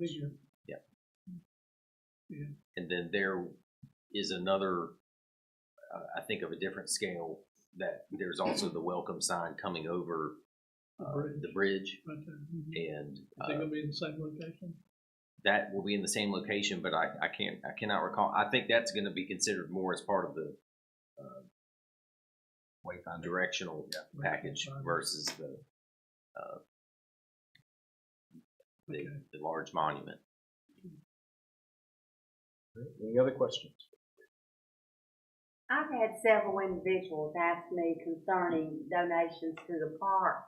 If they wanted to do something in memory of someone, is there going to be a little plaque or something that indicates that? So we have not designed the donor wall or donor sign yet, but yes, that is the intention. Is that if somebody and we've got a really nice form set up. If you go to our website, and you can go directly to it by going to spencer.nc.gov/make-your-mark, or you can use the QR code that we have on the signs out there. Okay. It'll take you to our project page, and we actually have a donate now button, and then that takes you to our form where we can start collecting some information about contact information. If you want to do it in honor or memory of someone, if you want to be anonymous and all that sort of thing, and then also about amounts. And so based on that, our staff will reach back out to the person and follow up, and because the payment options are varied. People, if you want to send a check in, you can do that. If you want to do a credit card over the phone or come in and use a card, you can do that. But we can also invoice. If you want to split up in a few payments, we can invoice you over a period of time. So our staff's been gearing up to because we already have had some folks fill that out. But that form on our website is the best way. It'll walk you through the process of what's available, and then, but then yes, and once we've concluded the campaign, we'll be able to then take that step of designing, what that acknowledgement will look like. But the intention is to not necessarily on every. We have all these elements in the fundraising program: benches and gardens and trees and all that sort of thing. Even bricks and blocks, and so we're not intending to on all these things have names all over the place. We're going to create some sort of centralized acknowledgement of the donors. Okay, I've got one more question. Has anyone on our staff sent this information to the North Rowan Alumni web page? Because I think they would do something with this and probably, maybe get a class challenge or something, and we may get some donations from there. So I don't know how to do it, or I would do it myself. I can get you North Rand Alumni is on Facebook. It would be great if we could have some sort of contact information and we could actually put a letter together. All right, I'm going to send you, Carol. I'm going to send you a phone number. Okay. And of the president of the North Rand Alumni situation. I'll do it as soon as I get home. Okay. And then y'all can do with it what you wish. But I think we might be able to get something from there. Thank you. Peter, you mentioned QR codes, and it just kind of triggered something in my head. Somewhere in the last week or so, I have heard some warnings about being cautious about connecting with, by using QR codes. The brushing scam. Yes. Yes. Yeah, that's, So, okay, yeah. that came. Good public service announcement is there is a scam out there. It's actually been out there for quite a while, but it's evolved. Chief probably can speak to this even better, but a brushing scam where basically folks, they may be subscribed to something like Amazon Prime or something like that, or maybe not at all, but they get a package, a random package that shows up at their house with something they didn't order, and may open it. It's addressed to them, but it looks like they got some nice freebie, and sometimes they're nice, like speakers or Bluetooth speakers or other type of gifts. And then, but there's no real information on it, except there sometimes will be a QR code. And so be very cautious. What they sometimes will do is they will send it to this person and then use your profile or name within these subscription sites to post a fake review touting how good the product is to bolster their reviews. But even more maliciously, sometimes the scammers will put a QR code on the packaging, and when you go to look up the QR code, it actually can hack into your phone and basically take control of your phone and personal information, effectively like a virus does. So basically, if you get any packages that you're not expecting and there are QR codes on it, do not scan those QR codes. Thank you. Did I say that right? Okay, thanks. I didn't remember where it came from, but I do remember reading that because I told Anna that I had taken advantage of something that sounded too good to be true, and it was. Yeah. Yeah. And while we're on that topic, actually, everyone who's on our town email system may have noticed some interesting content recently. We have started. Anna's done a great job working together with our folks at the Memory Bank, and this is really coming through the League of Municipalities cyber security awareness training platform that we've rolled out. And I actually watched last week the introductory video, which was well done and educational. And so our staff and our board members will all have the treat of being able to get that important education to make sure we keep our network safe and avoid some of these very frustrating and increasingly realistic attempts to get into it.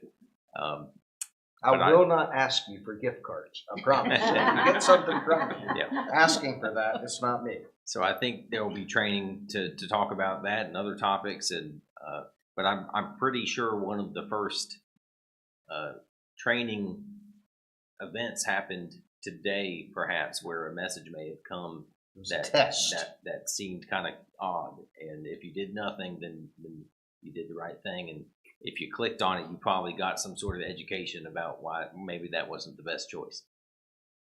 If you haven't seen it yet, you haven't checked your email. Well, I happened to be on the phone with the Geek Squad getting my laptop cleaned because it was when I started to use it, it was something like somebody had taken control of my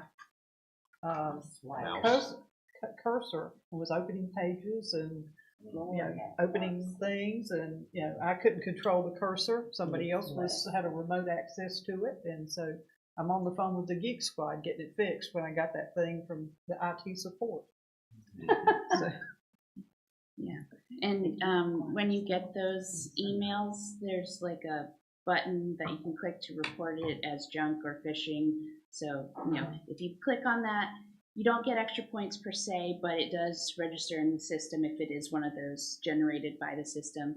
And I'm able to see who's done trainings, who hasn't. You'll get reminder emails, so do your training, please. It'll be my second training on that in a month. So. Ooh, you're going to have fun. All right. Anything else? All right, we'll open it up for requests and comments from board members. We'll start with Mr. Miller. Do you have anything this evening?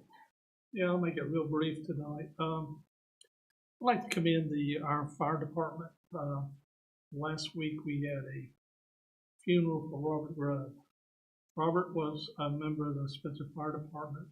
His son Gray was fire chief for him, and it was nice to have the fire chief and all their members in church and after church. I think Robert Ashes rode on the fire truck to the graveyard, which is pretty neat for him.